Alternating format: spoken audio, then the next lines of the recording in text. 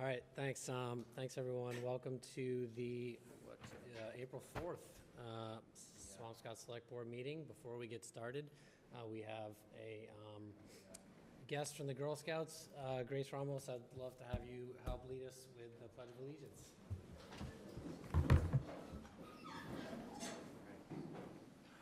Allegiance to the flag of the United States of America and to the republic for which it stands, one nation, under God, indivisible, with liberty and justice for all.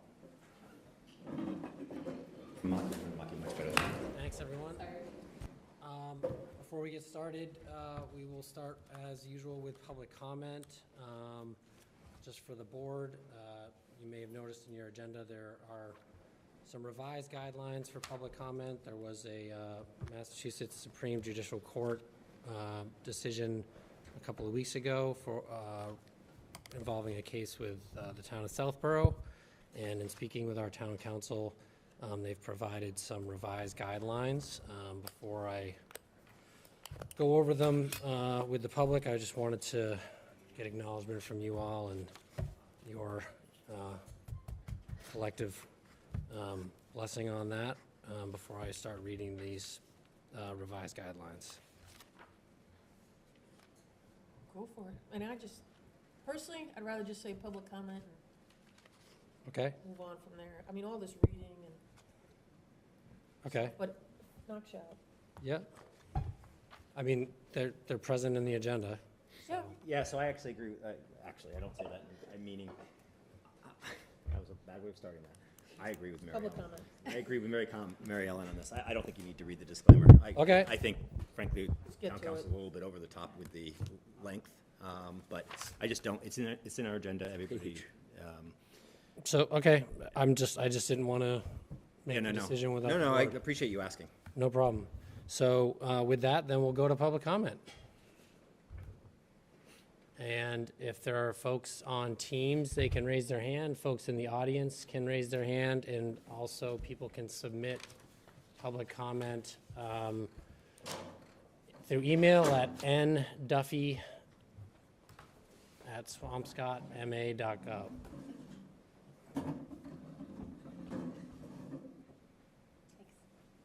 Not seeing any in here, and not seeing any on Teams.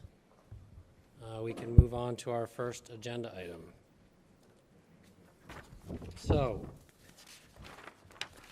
very excited to welcome Grace Ramos from Troop 86303, who has completed work on an amazing project, the Mission Penguin Project, which she's here to tell us about, and she's received, earned the Gold Award from the Girl Scouts. So Grace, if you want to tell us about your project and experience, that'd be great. So hello, my name is Grace, and I'm a Girl Scout ambassador in Swampscott. My love for the environment sparked in middle school when I joined the environmental club at Swampscott Middle School. And I'm a Gold Award recipient for my project Mission Penguin, for my efforts of environmental education with waste reduction, and also the ways of living a more environmentally conscious lifestyle. I pitched my project to my school, the Academy at Penguin Hall, back in 2021. And when the compost got rejected in April of 2021, I went to the president of my school, Molly Martins, and I proposed a project, the Penguin Project, to educate the school community about how to live a more environmentally conscious lifestyle, but also to teach them about how to sort their waste at school, because we have a trash, recycling, and compost, and they were all getting contaminated, and that's how our compost got rejected. So starting in April of 2021, the waste was more than 25 pounds per day for a school community of less than 200 people. And I started the environmental club, and throughout the school year of 2021 to 2022, we got the compost down to 15 pounds per day. And with the environmental club, we brought back my school's rookery program, which is the cleaning service after lunch to clean up the bistro tables, and also to weigh the compost to get those numbers and statistics. So I founded and currently lead the environmental club at my school. And we create educational activities such as the 5 items challenge, water pH testing, our farm trip and pumpkin painting, and we also present reminders and our findings to the school community. So throughout all my work and findings, it would mean nothing if it wasn't sustainable. So because sustainability is the #1 factor of a Gold Award project, I have updated the values of APH in our student handbook, as well as made a short story write-up called Grace's Guide to Environmental Education. And I've also made sure that there are signs and resources around the school to continue to educate the school community about how to live a more environmentally conscious lifestyle. So it's the little things that make the big difference. And I believe that my project has educated people to take action, especially my quiet freshmen in my environmental club that are now taking action of their own. So, yeah.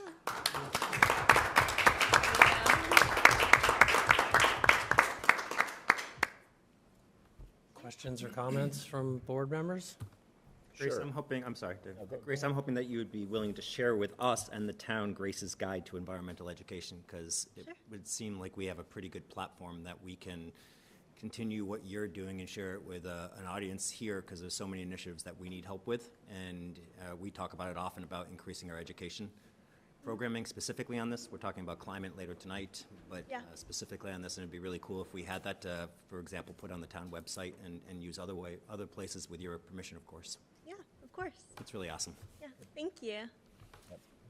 So Grace, we just started composting at Town Hall. So I would love to have you come by Town Hall and help us really learn about those 5 little ways. I want to just recognize Diane Marchese over there. Diane helped us get a compost bin just a couple weeks ago. And Mary Ellen's work on our Solid Waste Advisory Committee helped really spur a sense that we can all do a little bit more. Every little bit helps. Your generation is going to be left with a whole lot of work, and the sooner we get to really collectively all understanding all of our little behaviors that make things better or worse, I think we have reason to be optimistic. So thank you so much for being a leader. You know, this Gold Award is the most significant award that you can earn as a Girl Scout, and it's worth us thinking about your citizenry and your citizenship. We need you, and we need others to really look at you as a hero and as a leader. It takes an awful lot of work to get to where you are, and I can only imagine where you're going to go. It really is extraordinary for you to be standing here tonight. Thank you. Yeah. Anything else? Good. Thank you. Thank you. Thanks. Great. I just want to, so I'm going to take a minute, just, oh, sorry, yep. Thank you, Grace, for being the change that you want to see, and want to provide you with this citation of appreciation from the Select Board and the town in recognition of your Girl Scout Gold Award from Troop 86303 for your hard work and dedication working on the Mission Penguin project. All right.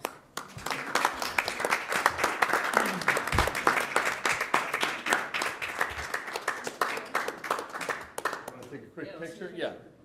Come right up. Around.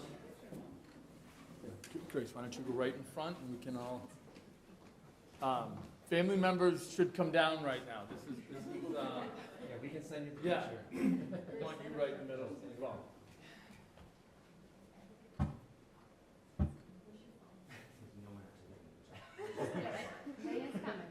Stand here for a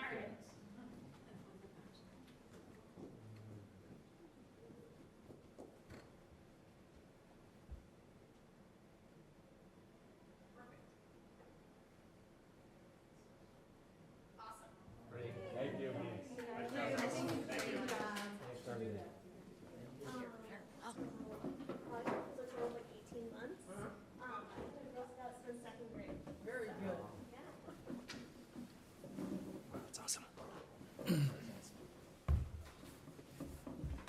So it's a timely award to give to Grace tonight, and, you know, if you want to stick around, because the next item on our agenda, I'm glad we all acknowledge the importance of doing little things and big things. We are going to speak about a draft climate action plan that the plan is to have town meeting endorse this at the annual spring town meeting. As board members probably recall, last spring at the annual town meeting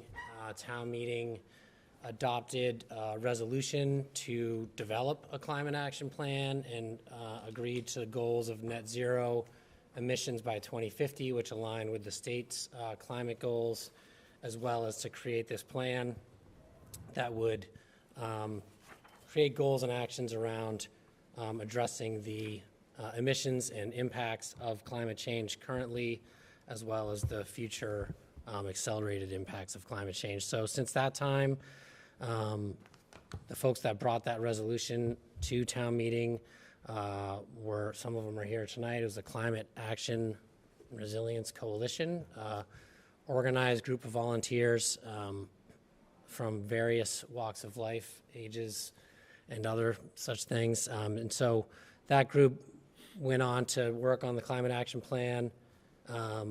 Our incredible Marzi Galasco was able to get a grant to help us pay for technical assistance to hire a professional consulting team.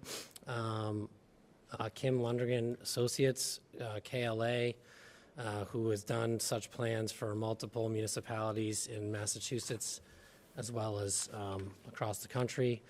The coalition worked on the plan up until about December, when this board created a climate action plan committee, which sort of formalized that work and made these meetings public.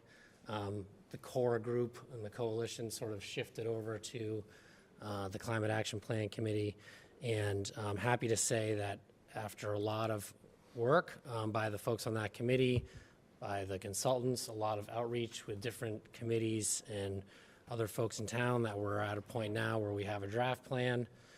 Still some more outreach and work to do over the next month, but really excited to have this in front of you tonight to review, ask questions, provide comments, and the hope is to have this in our warrant when we close it at the end of April. And with that, I'm going to hand it over to Martha Schmidt, who is the chair and hero of the Climate Action Plan Committee, who's done an incredible job over the last year. Martha, you can stay there, I think. Yeah, we can give Microphone's coming to you. A microphone. Diane, do we have the presentation that she sent out? Oh, thank you.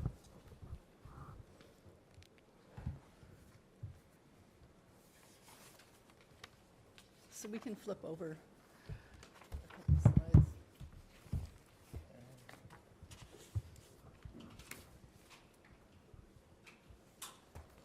Next. And I think Neil already talked to the background here.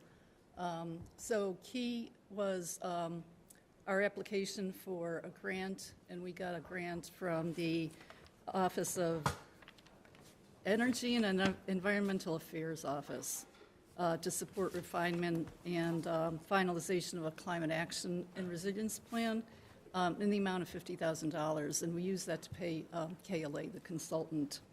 And KLA primarily supported the following activities. They helped us with branding, with messaging. They organized stakeholder meetings, and they created a pathways analysis, basically showing us how we drive our emissions down over time, and completed an executive summary, which I think you all have a copy of. So I wanted to introduce the Climate Action Plan Committee members. There's 10 of us on the committee. This group has been really dedicated, and I have to say we had an accelerated schedule, and everybody showed up to meetings twice a month, and that's pretty phenomenal. It just shows how much dedication and also a sense of urgency that we all have to actually doing something and start to work on our climate issues. So, my hat's off to the team. Next. Martha, do you mind just introducing who's here tonight from that list? Of course. So, Suzanne Hale. I'm Suzanne. You've met me before. Famous. Sierra Munoz. Doug Thompson. And Doug is the vice chair of the committee. And I think we have Sam. Sam. Yeah, Sam, I'm one of the student members. Thank you. Great.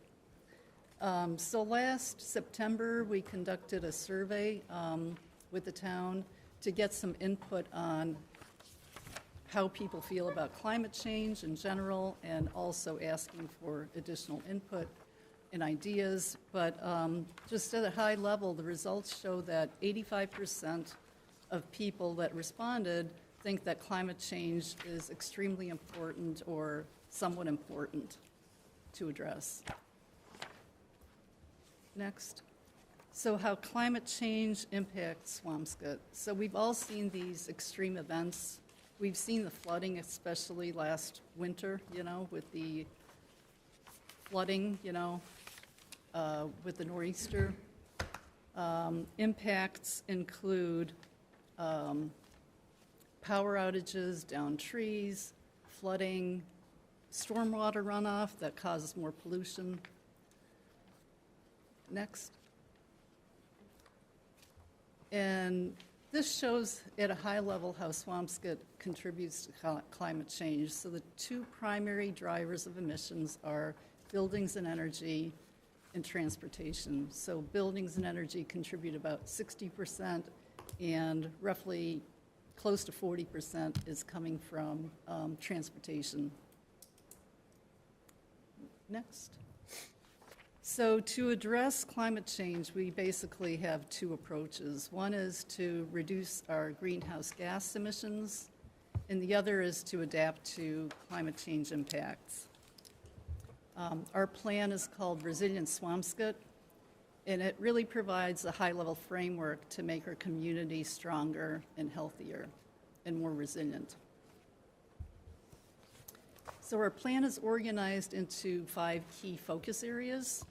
So we have buildings and energy, solid waste and recycling, natural resources, resilience and vulnerability, and transportation. And basically, KLA completed a pathways analysis, which really helped define our goals, strategies, and actions for how we really drive emissions down over time. So we kind of did the greenhouse gas inventory, shows where our emissions are coming from by sector. And given those emissions, we formulate strategies and actions to really reduce over time to get to net zero by 2050.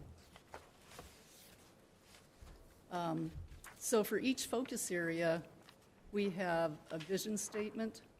We have what's included in the focus area. We include baseline data, and there's also metrics for tracking progress over time. So that's how the plan is composed.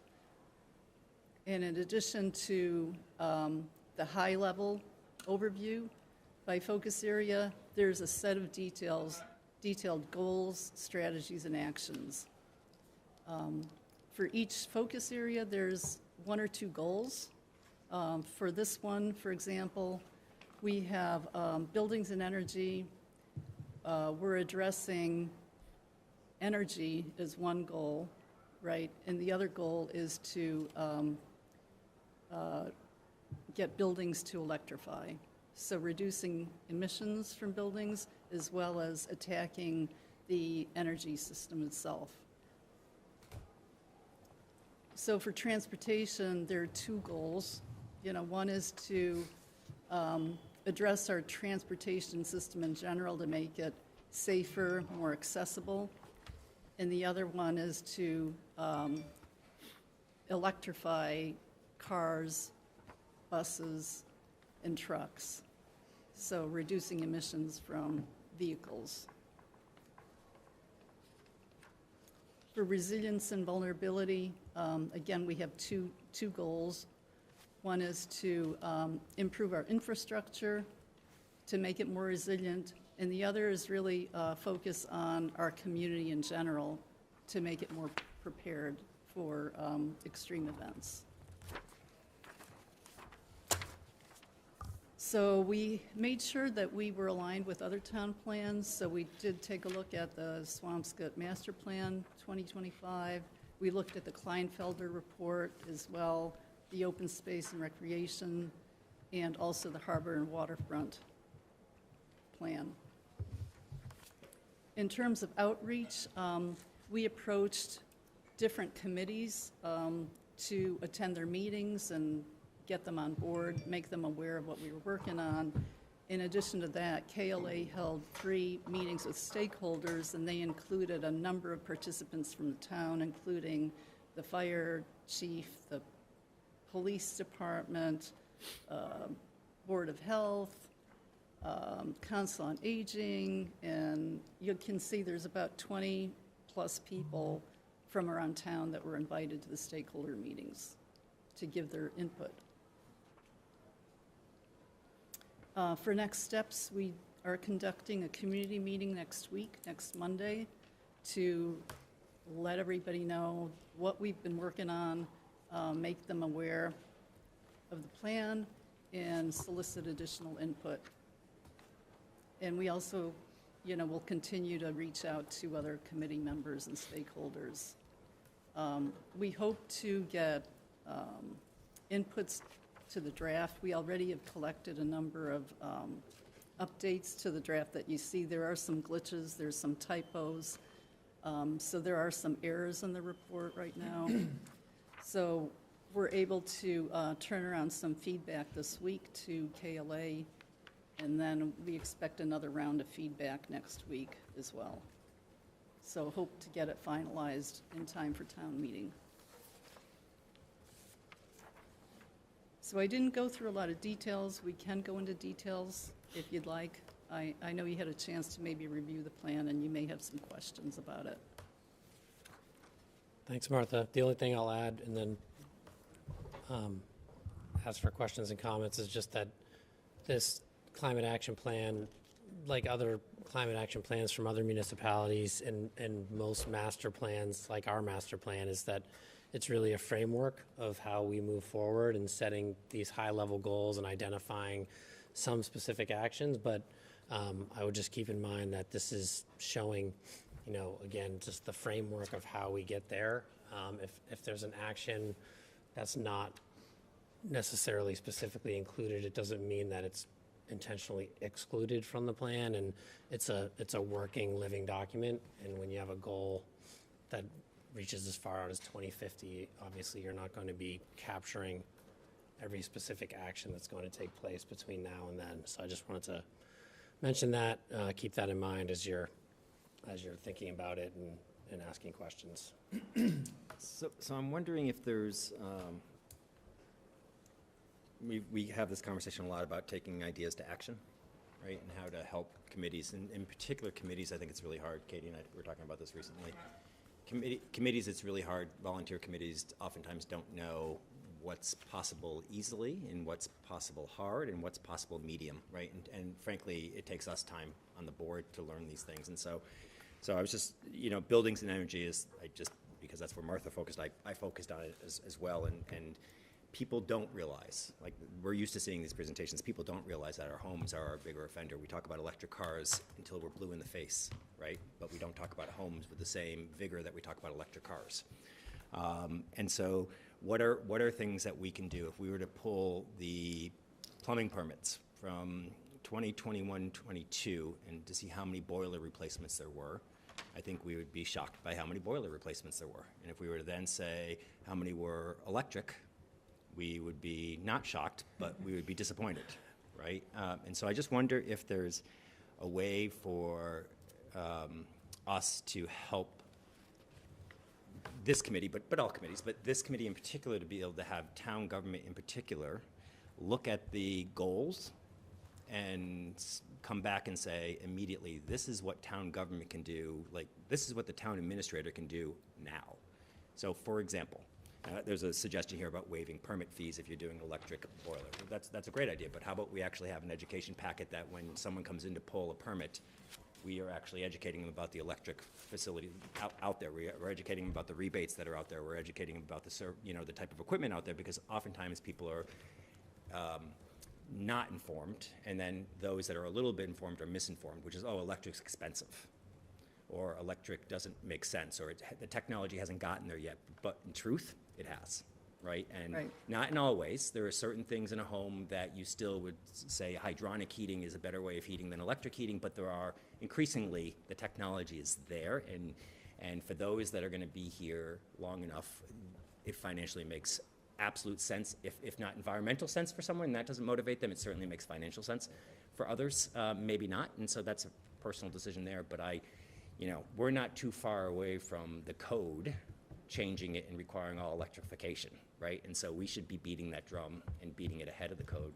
So I think there's just a series of things that I would just ask. We don't necessarily have to go through them tonight, but I think for this committee, to have the town administrator come back in the next 30 days, and so that the committee can say, we've already been talking with the town, and at town meeting saying these are things that are already happening to advance some of these goals, I think is powerful, because people don't know, like, what you can do, Sean, without town meeting approval, without board appropriation, or board approval, or border appropriation. They just assume everything is a process, and a lot of things are a process. But I think to hear from you, and have you work with Martha and Doug and Sierra, and Suzanne and everyone to go through it, and Sam, is to me just a really powerful opportunity, because I think there is actually a lot of things that speak to these goals that you actually, we can be more proactive, and there are other communities that are being more proactive yet that we can grab from as well. And also, my next comment is, so those are the easy things, right? Then what are the middle things and the hard things? The middle things are, what can we do Swampscott specific to be stewards and to be leaders and stuff, understanding that there are some limitations in law, there's financial limitations, there's a whole bunch of things. So what can we do locally that requires a different level of approval? And we're coming on, yes, we're approving the plan, but I would welcome the idea that not only are we approving the plan, asking town meeting to approve the plan, but we're asking them to approve the first initiative. Like, what's the thing you want them to think about this May, right? And for us to do it. There are communities that are out there that are already doing some of these things, so we don't have to reinvent the wheel, right? But there are some leaders out there that we can grab from, and together with passing the plan, we're instantly also passing execution, right? And I think that's really important, because it brings the plan to life immediately. And I think we can help you with that, because that's more what we think about, right? And so we can hear your ideas and exchange, and the month of April is the time to do it. We're gonna open the warrant tonight, I think, and then close it at the end of this month. But what's that first step in whatever category? We can't do a million things at once, and it's really hard, and we've got to concentrate. But where do you all think the best first move is for us? I mean, it could be in the composting world, and in which case you're going to have to get Grace's Guide to Environmental Education. But things like that. But I do think that there are those instant things, like getting Grace's education online, so it's more approachable and more digestible, and in our classroom, so it's more approachable and digestible. But then there are town administrator initiatives. Then there are initiatives, for example, we see other communities and we say, wow, this really is Brookline. A lot of people were making a lot of noise about Brookline doing this, but it seemed to have worked well, or they've learned some lessons already and they've made some tweaks. Let's take some benefits. Let's learn from that, and how can we successfully adapt that here? I think with the opening of our new school in 24 months, the first piece of steel went up this week. That's going to change forever how we look at buildings in our town, because thanks to the leadership of the school building committee and Neil and town staff, we're really making a really strong effort there. But I want to just help empower this committee to, if you guys think you're ready, come in May, let's do the first thing that you want to do here, and let's show action, so we're not just talking about the future. The future, we all agree, was probably 5 years ago, 10 years ago, right? So we Right. all feel like we're behind a little bit already. So let's play catch up a bit and do it. So thanks for thinking about that. Peter, I appreciate all those ideas. I do think town administrators, town managers, mayors, we all have an affirmative responsibility to do more. We've over the last few years, we've implemented a waste reduction plan. It forced everybody in Swampscott to move to one barrel. It wasn't easy, but we did it as a community. And I think when we think about, all of the things that impair our air quality, like lawnmowers, for instance, or, Leaf blowers. gas-powered Gas-powered leaf machines, blowers. weed whackers, leaf blowers, all of these things add so many elements of environmental hazards, and we should find a way to incentivize this. And I've talked a few times over the years about, if we're going to town meeting, could we put some funding in place that would help our good residents that are really trying to be as efficient as they can in a marketplace that's really costly with inflation? Could we incentivize electric yard tools? Is that something that would actually make more sense in a wonderful little town that's pretty dense, that is small and everybody's on top of each other? Could we be quieter, safer, cleaner, and greener? These are things that we as a governing body and a town administration can do together with the help of some extraordinary young citizens, but also dedicated citizens. I'm eager to sit down and talk about why we don't have town buildings that have solar panels. I'm eager to talk about why we don't have farmers markets that have coveted areas for all season farmers markets, creative economies that have solar panels that can help us generate the creative economy, but also be cleaner and greener. We have wonderful parking lots. Why not make them examples of our commitment to resiliency? All of these things can happen. It's right here.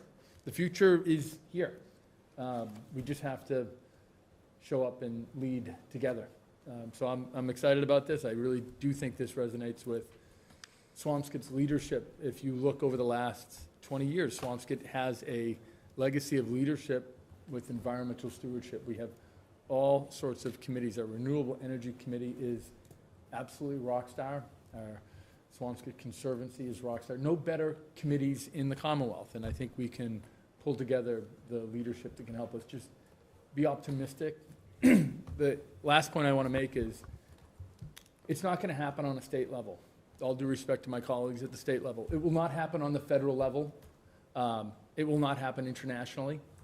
It happens right here on the local level. Every one of the citizens in this town has to think about how we impact the environmental sustainability. When we're having holiday dinners and we're cooking too much food, or when we're doing things that aren't really good for the planet, we have to hear somebody remind us that there's a better way.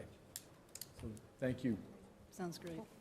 I mean, I think one of the easiest things, just looking at goal 1 is achieve 100% renewable energy for local electric supply and reduce methane emissions in the gas distribution system.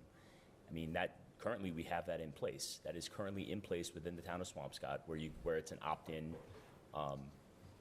program. I think getting that information out to the public, especially as we saw the impacts to the natural gas market, and we saw what that did to electric bills this winter. We had switched over and we were paying a little more. However, once that rate change kicked in, we were paying probably 65, 70% less than we were on the spot market to National Grid. So I think it's very important for us to get that information out there and make that available to all of our residents and make it easy for them to have that information at their fingertips. Sure. We can do a better job they can make that having PSAs that just talk about the importance of these programs that we have. I know it's not mutually exclusive to environmental initiatives, but I feel like in this realm, there's a lot of misinformation. So you guys have the insurmountable task. Above and beyond getting people to listen to you, have to rewire the way they're thinking, because so much of the information that comes out about solar and even something as simple as changing the options you were talking about changing your electrical provider, the amount of conversation that was inaccurate was just mind-boggling. And people go places for their information these days that maybe aren't the best sources for them. So perhaps if we, gave them a source like this and made it more attainable, as you all are doing daily that will help combat some of that. Could we just take a quick minute? We have another member of our committee. PD is our other high school member of the committee, who you may remember spoke with Sam to town meeting. And Sam and PD have both been incredibly inspirational and creative forces, so I just wanted to acknowledge PD. Terrific. Great. Hey, Alan, questions, comments? No, I think the biggest thing that I always take away from almost every select board meeting that we have is what opportunity we have for communication. And I received a phone call about a month ago from a friend of mine in town who said that he got this great deal on electric rates. And he said, do you want the number? Because you get a great deal too. I said, I think I pay a good electric rate, but I called anyway and I found out that my rate was 40% less than the great deal that he had, and my rate was the town rate. So I was able to get him the town information too, which, and this is an individual who's a town meeting member who's active and watches everything, but didn't know. So I really think we should have a communications committee, a group of people that gets together and forms and figures out how we can improve on communicating and getting information out. I just keep thinking about that. So we have a collective group of people that makes recommendations on how we can communicate across town, because it's just a big opportunity. Yeah, I mean, yeah, and that goes along with what Katie was saying. I mean, there is a lot of misinformation, especially as in regards to solar and municipal aggregation. I think that unfortunately it gives a bad reputation for any initiatives like this, and folks don't sort of think about the fact that there are bad actors in every part of society. And so it doesn't mean that solar's bad or municipal aggregation's bad. It just means that there are bad actors there. But I totally agree. The information is key in all of this. Which community does like the best job in the Commonwealth with this? Do we know? With education, I With mean, this being communication or this Yeah. being environmental Reduction, initiatives? environmental initiatives with reduction. I mean, there's not like, Is there any? oh, they're number one, you know? Yeah. You know, it's Natick does a really good job, Winchester does a really good job, Somerville does a really good job, Cambridge, Brookline, Newton, most of the ones that you would probably think of and guess do a really good job. And then out west, there's like Amherst, Northampton, Salem does a pretty good job. I have to say that. Beverly also is doing a lot of good work. So yeah, there are a lot of, we are, we've talked about this as a committee. We are not necessarily leading as a town. We're not doing nothing, but we need to do a lot more. I'm glad Sierra mentioned PD and Sam. I also want to just make sure I mention Diana Eddowes and Lily Worthley and Geraldine Falco, who are the other members of the Climate Action Plan Committee who aren't here. Also were incredibly important to this work. I also want to, just along those lines of needing to do more, I mean, I would invite PD or Sam if you want to say something. I know, Sam, you're not typically shy when it comes to these things, so I invite you to say anything you would like. We've had a lot of talk as a group, and we're talking here tonight about a lot of the benefits. But I think we all understand the need for action, and we're sort of well past the carrot stage of this process, and that sticks are also tools that need to be used. And so That's a heck of a handoff to Sam. yeah. Yeah, when I said that, I thought the meeting was not being recorded. That was not.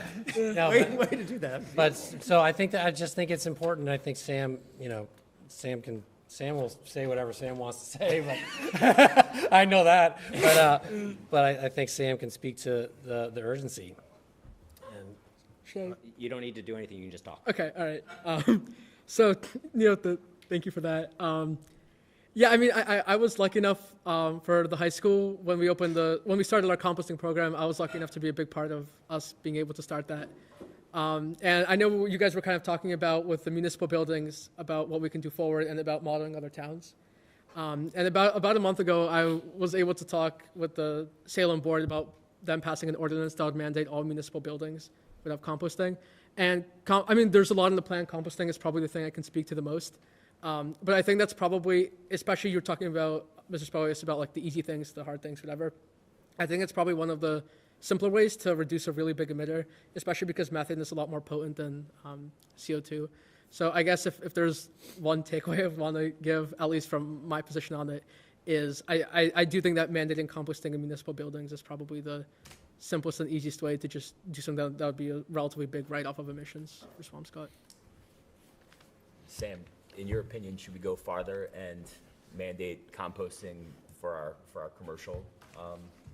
I mean, my personal opinion is I think that it should be just as trash and recycling is mandated for all residences, composting should also be. I know that that's a little bit further down the line. Yeah, I mean, like I said, I do, it should be mandated, I think, for every building in town. So commercial also, although I think there probably should be some exceptions for newer, smaller businesses if it's difficult for them, like paying for it. So just following up what David said, you said it's probably further down the line. Why do you think it's further down the line? I think David was inviting you to say, why aren't we doing this now? And so, I mean, it's been a couple of years since we changed. I mean, our town administrator doesn't have enough gray hair yet, so he can figure this out. But I mean, it's been a couple of years since we changed to the one barrel, and that we had projections as to what that would save and how much it would cost residents, and with the help of DEP, working with a former colleague on the board here, and those projections came out incredibly accurately, right? And that's because it's science, right? And it's math, and funny thing about science and math, you do them right.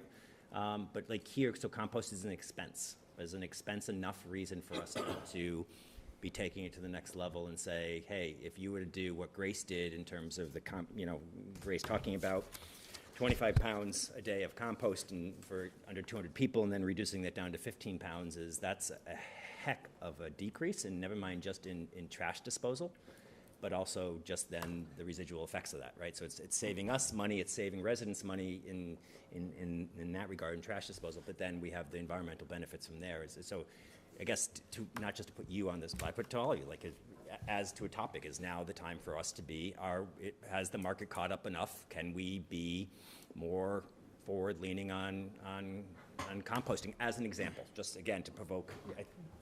I think that's where David was going, and so I want to fully endorse. I want to fully endorse that line of questioning. I can also, I could say I didn't mean to imply that we shouldn't do. Like I said, I do personally believe we should have mandated composting for all buildings, including residential. The only reason I was saying maybe further down the line is I understand a lot of other towns have hesitated to do that. I know we were kind of talking about whether Swampscott is playing catch-up, leading. What's our position? So if the town government would be willing to mandate that for all buildings, including residential, I would support that. And I think that would definitely make us a leader in this particular situation. Although also, I know you mentioned the expense of it. That's also something else. I know with Max Casper, he was our town guy who really helped us make it happen at the high school. He's our facilities director. Facilities director, yeah, no, I was wondering where it was open, yeah. And so one of the things he was talking about is that because the composting companies can make money off of the waste that they collect, they resell, turn it into soil, it can actually be relatively affordable to have composting compared to trash, and especially in terms of what you pay per pound or per pickup. So I think even on the expense side, I do fully believe it should be mandated for all buildings, and I don't think the expense is that bad, especially if the town helps with education and communication to make sure people are aware of everything. Neil, can I chime in for a minute? Of course, yeah. Just 2 points I wanted to make. One is, I mean, it's been phenomenal working with this committee, for sure, and I've learned a lot throughout the process.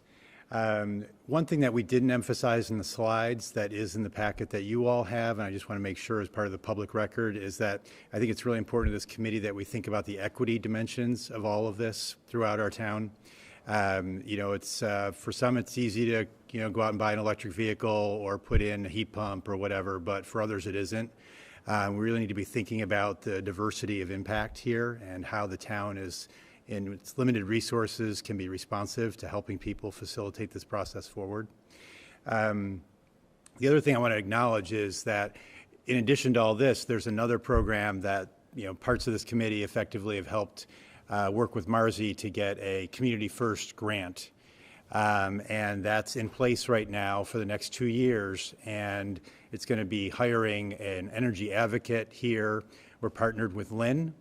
And this is actually going around to every single house in Swampscott, again, in partnership with Revise, to help people do the weatherization, to get, to your point, Mary Ellen, about communication and making sure people really understand what the programs are. So in terms of attacking that big driver of greenhouse gas on the building side, we do actually have an effort here. We have actually metrics that we need to hit in terms of 600 conversions of one type or another each year. So there is kind of some infrastructure starting to be put into place to help facilitate this process. Thanks, Doug. So I don't want you leaving here saying, oh, great, now what they just said do more. I mean, for 20 some odd more days, you're the liaison, I think, to this committee. I'm on it. You're on the committee, for God's sakes. So I'm just wondering, again, if we can leave here with a sense of coming back and getting it back. There are, I guess I'm going to say it two ways. All of us could do a class on civics and how to do things in town government because we've all learned things through our own experiences here, but there's really two ways. And we can put things on the warrant that go to the warrant, and then we can also just get the select board to say, hey, we're going to do something. I mean, so there are multiple ways and multiple avenues to do it. And at times, sometimes the conversations need to be difficult, right? And so I just would, to us and to others, I wouldn't be afraid to have tough conversations. Just because something doesn't pass the first time around doesn't mean it's not going to pass. Sometimes we need to just elevate the conversation and the import. Now, I'm not saying it's not going to pass. Nothing we talked about tonight I wouldn't support and throw my voice behind. But we've got to take those steps, right? And sometimes that, and I guess I'm encouraging us to, be smart but not too tentative, because we're not talking about things that are worthy of being tentative for. We're talking about things that I think we need to be bold for. And so I would encourage us to say, hey, this is going to be a big discussion point at town meeting. I mean, if town meeting really wants to think about it, this is big. This is now going to be something that's going to start redirecting our thought process when we talk about capital later on tonight, right? I just pulled the capital page out because I was curious to say how many electric vehicles are we talking about, and when the DPW trucks are being replaced, are we now going electric? Are we doing all those things? And it's going to put it through a different lens, which is awesome, but we can also start now doing some other things. And I think, Doug, I appreciate your point about equity. This is not uniform, but I will point out what is one of the biggest ironies of what you said. You're totally right, and we always have to, and I appreciate Sean's willingness to put town money and say maybe there's ways that we can incentivize and help people. When we did the trash barrel change, by and large, if you were to do a heat map of the town of Swampscott as to who complained and who didn't complain, I'm just letting you know that you would find some great ironies in that, because I don't think by and large it was the people in town that you thought would complain about the financial inequities. Now, I'm not delegitimizing their concerns. I'm just saying it's quite interesting, the feedback, and I say that very comfortably knowing the number of people and who they were that reached out to me during that time period. It's surprising, right? And so, but your point's really valid, and Sean's always willing to find a path for that. So I appreciate you raising that. Yep. I'm eager to sit down. Maybe we can find some time next week. I do think the capital plan sounds interesting to me, and if it sounds interesting to the board, I think we put our funding where our values are, and I think we can't just show up with good ideas. We have to show up with sometimes some challenging ideas. We are behind the eight ball, and Swampscott should be a leader. We shouldn't be in the middle of the pack. We should be helping other communities see that we can get there sooner than later.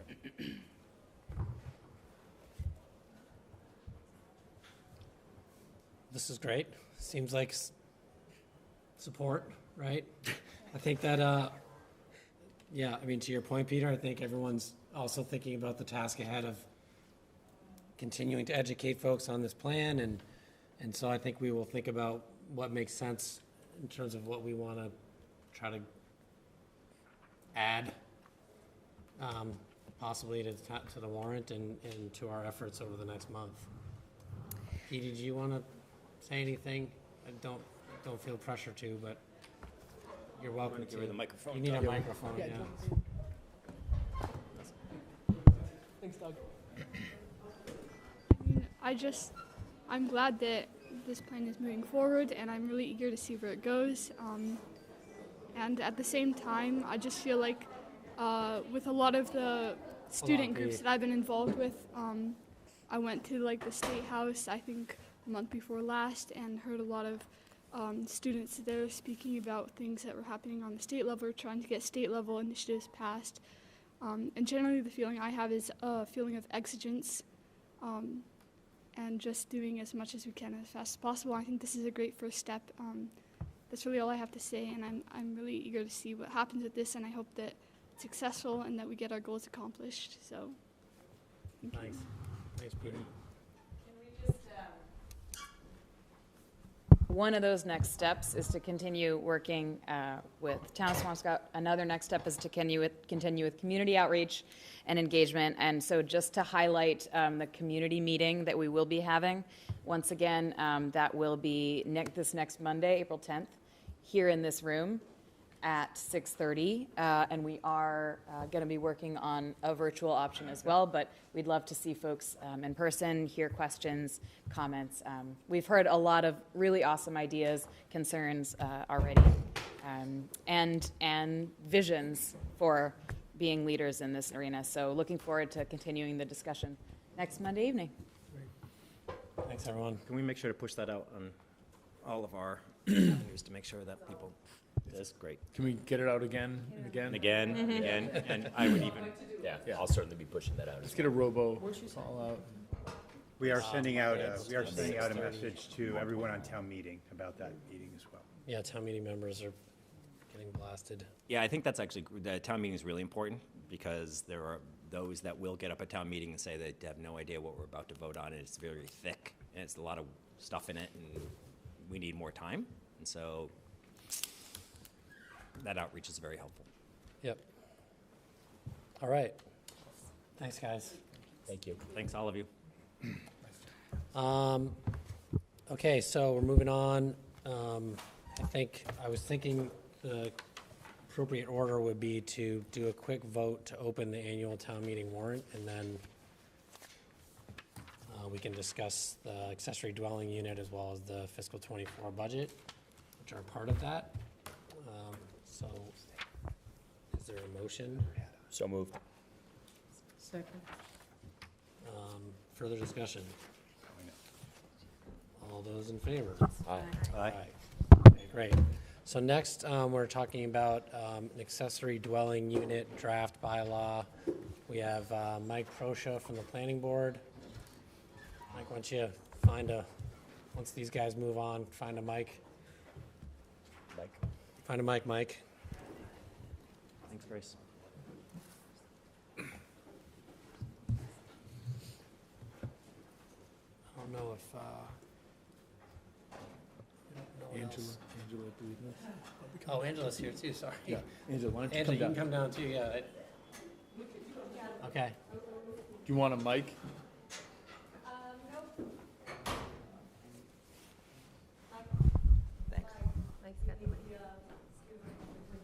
Oh, is there a PowerPoint that we can go through? I was hoping there was. Yep.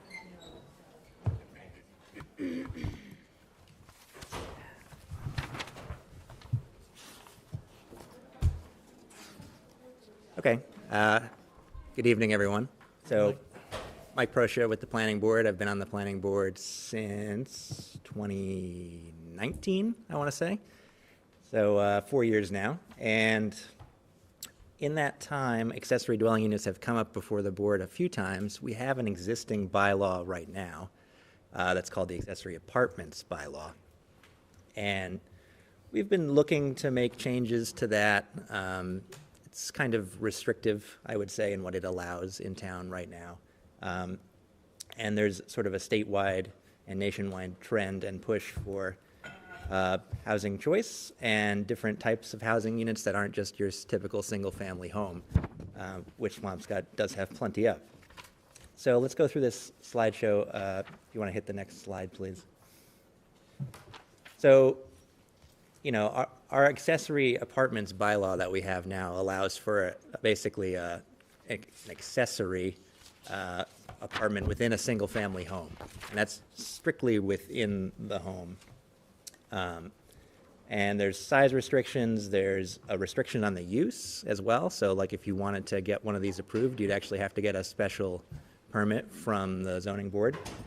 So there's actually a couple things that we want to change, and I'll get into those specifically. But so what is an ADU, right?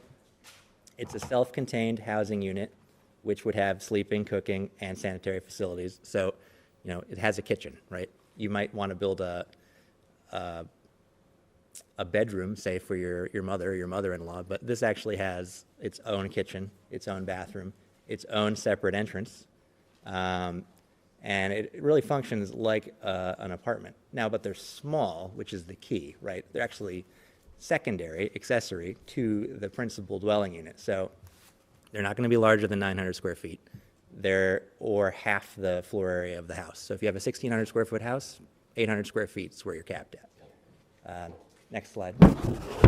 That's actually the state definition, is my understanding, accessory dwelling unit. So why would we, I'll call it modernize our accessory apartment bylaw and turn it into an ADU bylaw? Well, housing choice, like I said, these types of units are not big A affordable. They're not, you know, your subsidized housing, but they are less expensive to produce than a typical single-family dwelling, just by the fact that they're smaller. The lot typically already has utilities, and that's another key point, is actually these accessory dwelling units would be on the same utilities as the main home, and they cannot be sold separately from the main home either, right? So they're all on the same deed, essentially. So it's not a condo, it's not a two-family. Really, it is subsidiary to the main dwelling unit in every way: size, ownership, and utilities.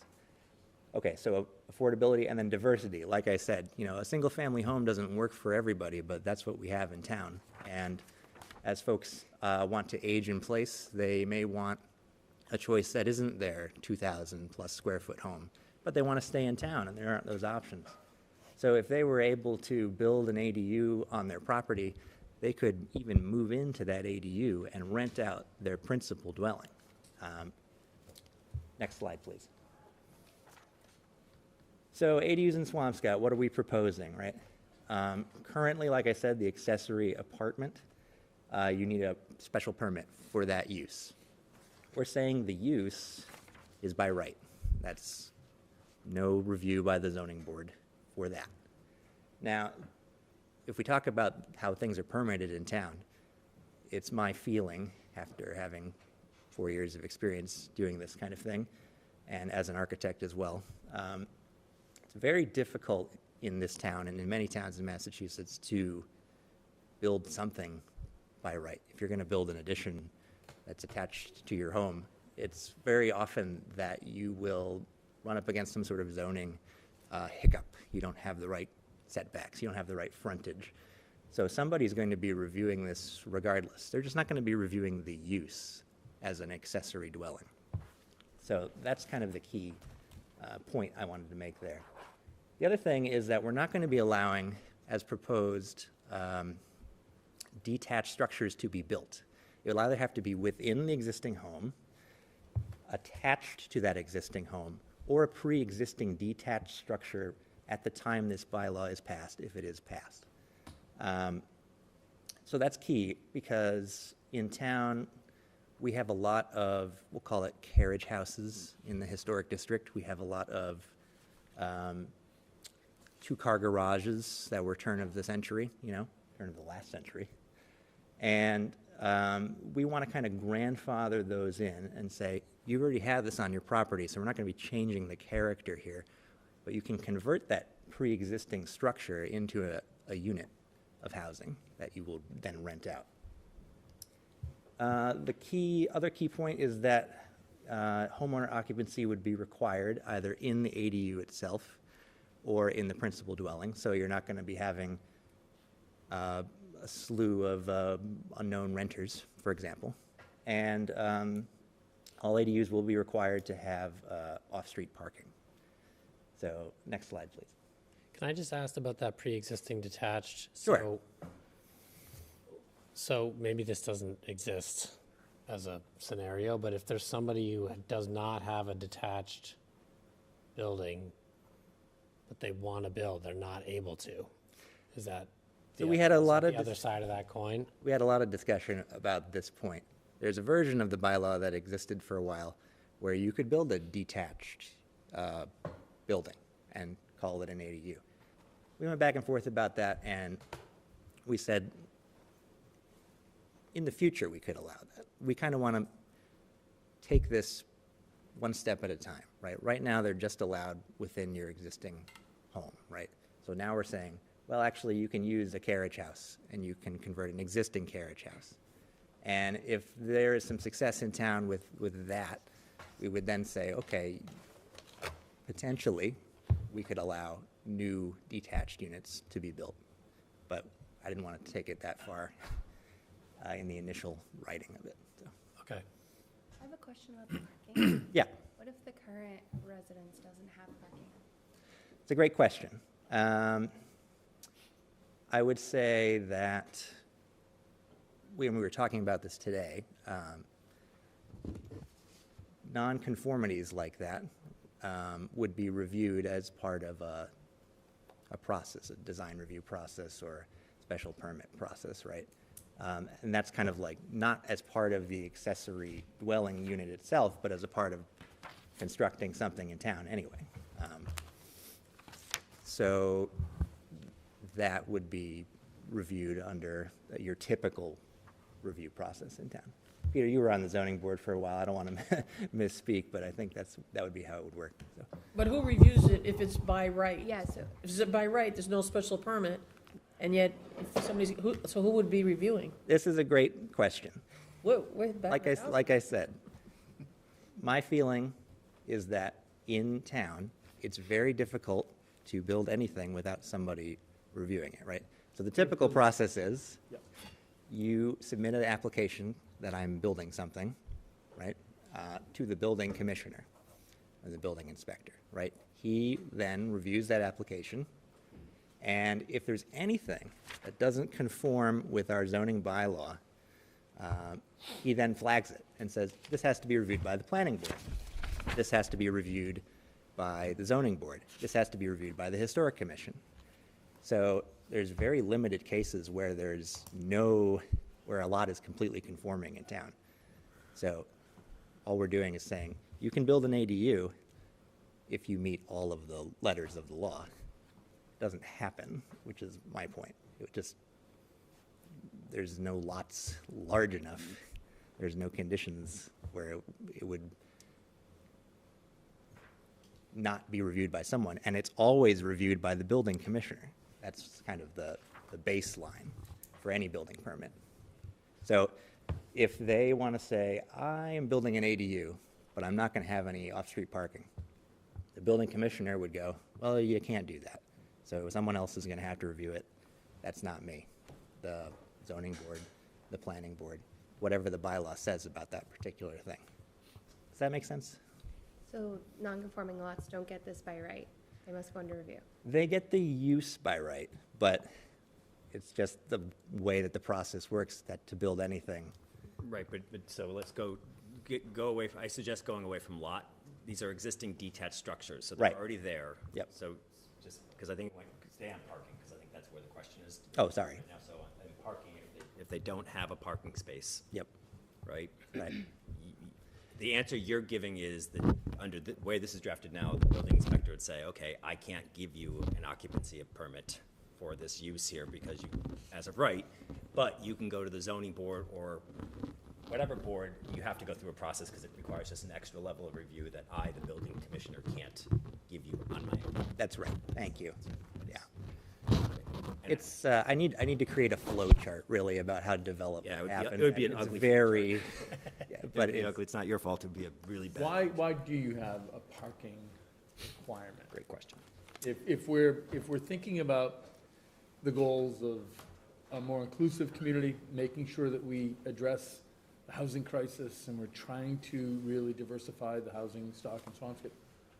And we know that in the future, there may be less folks that actually have the burden of owning a vehicle. Maybe there are more folks that own bicycles. Sure. You got an MBTA train station, it's completely conceivable that the future may think differently. Why are we stuck in a mode that's still putting a barrier to?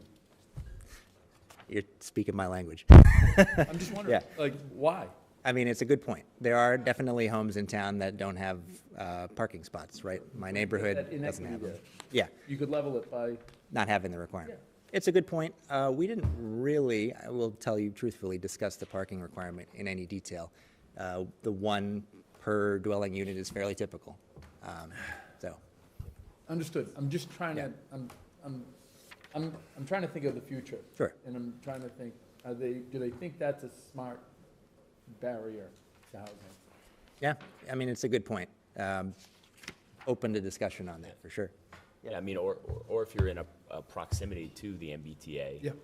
Yeah, a half mile, 3/4 of a mile, 1 mile. Thank you. Yeah, maybe that could be excluded or discussed further.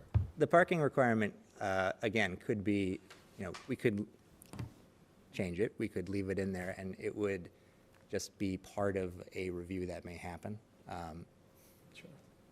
I don't want it to necessarily be the only thing that triggers that review, right? Because I know that Right. the review process is costly for the homeowner. And Well, can I please, go ahead. jump in for a second?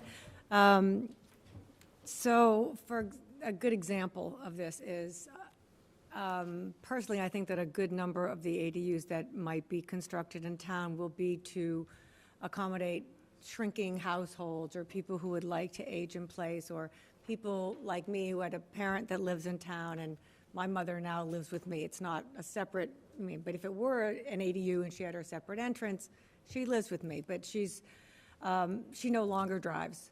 But she did when she moved in 12 years ago.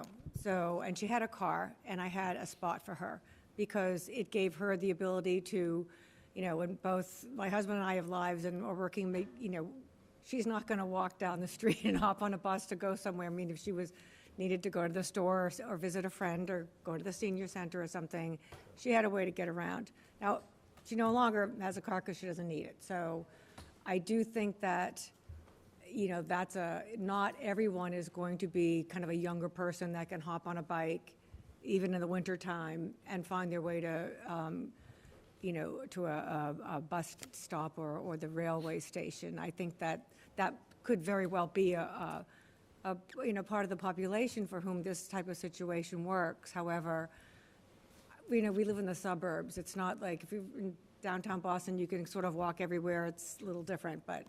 I guess I think that, just because there isn't a parking requirement doesn't mean that scenario you just described can't happen. It's more about the person who wants to create an ADU for their parent. Maybe they don't have a car and they don't need a parking space for the ADU, but the town is saying to them, you have to have one for this ADU in order to do it. And that makes them making that change more difficult. Well, I think the permit granting authority would just waive that then. I don't think that's something that would be a problem in my estimation when we do that sort of thing. Yeah, I guess I agree with what Sean was saying. I don't see the value of Why have it at all? keeping it at all. Yeah. I've tried to keep them, I've tried to get better at tuning into things that feel as though they may place an unfair burden on somebody that may be a little less property rich or have the same, benefit of a neighborhood in Swampscott may be a little different. And so I think when we look at the characteristics of neighborhoods, getting back to this sense of inclusivity and fairness and equity, it is a parking standard in a world of ride shares and Ubers in the future. It's getting, I think, better. I don't despair about the future. I think there are good ideas coming. We just haven't heard all of them yet. And I do think there may be many ways to ameliorate this sense that everybody needs a car. I don't believe that to be a standard that we should have here. If we're truly getting back to the principles of trying to add more housing and add more housing in a really smart way, not really disruptive. This is a really niche, smart, intelligent way, and I really appreciate the planning board's efforts here. I just want to press that. I think there may be a way for us to have less cars in Swampscott. Can you imagine that? Well, that's a good point. Less cars in Swampscott. Yeah, I mean, I think that if somebody was really, felt that they could live without a car and it was an additional burden for them to have one, that they'd probably look for an apartment that was closer to public transportation. I mean, that would be what I would do if I didn't have a car and I knew I needed to get around somehow. It doesn't make sense to live in somebody's backyard, and that's just not a good choice for you. You look for housing someplace else, to be perfectly honest. I think that this is the way these bylaws are being written right now. Marblehead has one parking space, Nahant is proposing one parking space, Beverly proposes, Salem is not, but Salem is a very different community. So, you have a lot more where a lot of their ADU anticipated growth is. There's immediate access to public transportation. It's just a different situation. I guess it's just, it wouldn't prohibit having a parking space. I just selfishly asked the question because I don't have parking at my house at all. I don't have a driveway, so I park on the street. My husband parks on the street, and so if ever we would just be precluded by right from this, and 4 other houses on my street would, and I know we're not we're the exception by far, not the rule. But if any of those 4 houses were thinking about something like this, then it would just be another layer that they would have to go through. So that's the only reason I asked. Yeah. So. Well, again, and I think that there should be a process in place whereby someone can ask for relief in that respect. They can make an argument for relief, and I can't see why that wouldn't be granted. There's probably no parking left on that street. So I think that the nuance here is, yes, there could be a process, whether or not there should be a process, or whether or not that's a reason enough to trigger a process. I think everybody's I think you're hearing everything in favor of this, what you guys are doing, yes, but actually pushing it one step farther, saying, should there even be a process if you don't have a parking space? Right.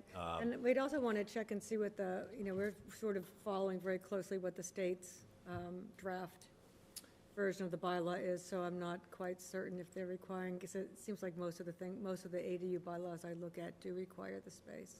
It's interesting, and I was not expecting to have a discussion about parking minimums tonight. Right. I'm happy to have that discussion. I really am. Keep Well, on your toes, Mike. I'm the walking, biking, transit guy. So, if we want to have another conversation about parking minimums in town and how that's regulated in the zoning code, I'm happy to do that. I hear you on that, but that's not actually the conversation we're trying to have, right? So it's actually, this is about saying, is this a use that is so important that it actually, unlike just a standard single-family use, is this a use that's so important that it actually merits special consideration for parking as opposed to traditional residential new construction? Yes, there's always parking requirements. So I think so it's not really quite a parking discussion as much as an ADU parking discussion, right? Fair. And so just encourage you to look at it that way, I think. Another point is, is the one parking spot meant to be, like, that's the maximum number of extra cars you can have at an ADU? We are saying that ADUs can be, 2 bedrooms, so up to, what did we say? I think we initially thought up to 3 people or something like that. Yeah, I mean, that was in there. It is conceivable that people that live in the ADU might actually need 2 cars for some reason. I'm not saying that's going to happen, but it's conceivable. So, I wonder if that's, I'd like to speak to our attorney, our town council about that as well, and see if it was also to say you need to provide space for 1 car, but no more than 1 car. Yeah, I don't want to go the other way too, right? And say, what if the family does have 2 cars, right? Right. And you don't want to provide a parking maximum either. You want it to be flexible. No, right. Well, we've never provided a parking maximum. Yeah. You want it to be anywhere in flexible. our bylaw, we have that. But Right. I think there is this. I think this just runs, and I'm so grateful you're raising it. And I think with some polishing, this is Yep. awesome. Like, we should be doing this, and I'll be happy to support it. I think that we're talking about trying to just decide between a balance of interests, right? Sometimes we always are dealing with balance of interest, right? So which interest is that which we should be giving greater weight to here? And so I just talked about parking a second ago, but now let's talk about parking in a driveway versus one's right to park in a public street, right? Our town tends to put, at times, a greater weight on one's ability to park a car in a public street if it's not their public street in front of their house, right? We regulate beach parking pretty extremely in our town. We regulate a lot of parking.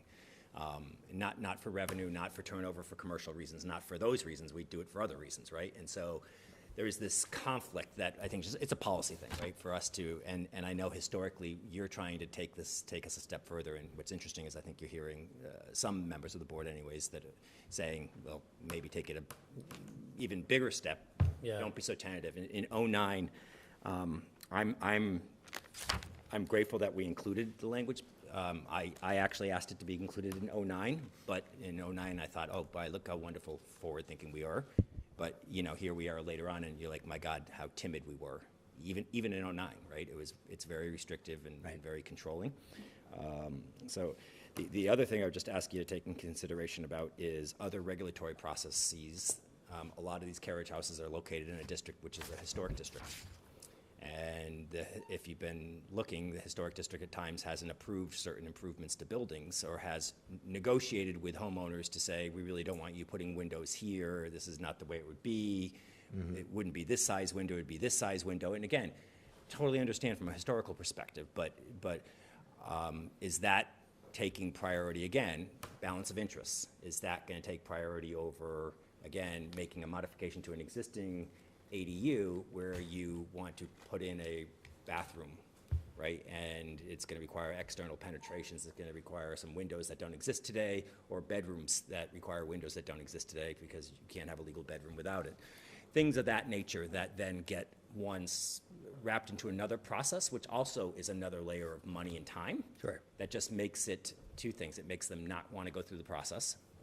Back in 09 when we did the ADU bylaw, and you guys correctly deleted it now, but we actually had a compliance provision. We said, if you within, I can't remember what it was, 6 months or whatever it was of this bylaw being passed, if you register it with the building inspector or with town hall or whoever it was, you would be grandfathered in, like you would be automatically there, right? And so we were like, isn't that great? We did this and did that. Do you know how many ADUs in the town of Swampscott were registered in that 6-month period? Zero. Right? Not one. So the good intention was there, right, to try and do it and get people to come in and do it, but it doesn't. Yeah. So what happens is human nature is we're going to continue doing what we do now, which is we have ADUs in a lot of places here, not as many as we think there could be, but we have them here. There's hundreds and hundreds of those around our town here, but they're just doing it, right? And so I think, again, just a balance of interest here, which is the easier we make it for them, the more likely it is that they're going to comply, that we're going to know about them, because at some point there is a fire safety issue. There is a whole bunch of things we're going to want to know.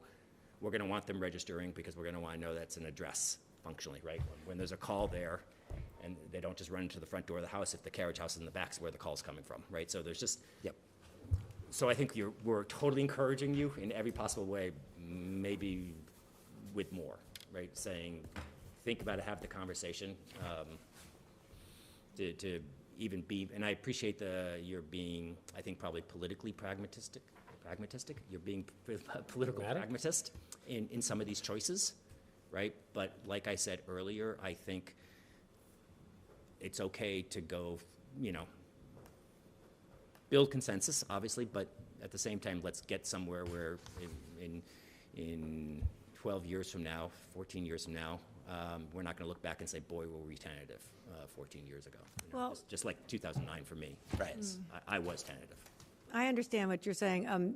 Can you be more specific in terms of what you'd like us to be? And I'm assuming that you think we should be a bit more progressive in... Yeah, I don't think there's a term. I just think it's a more open with what can be as of right.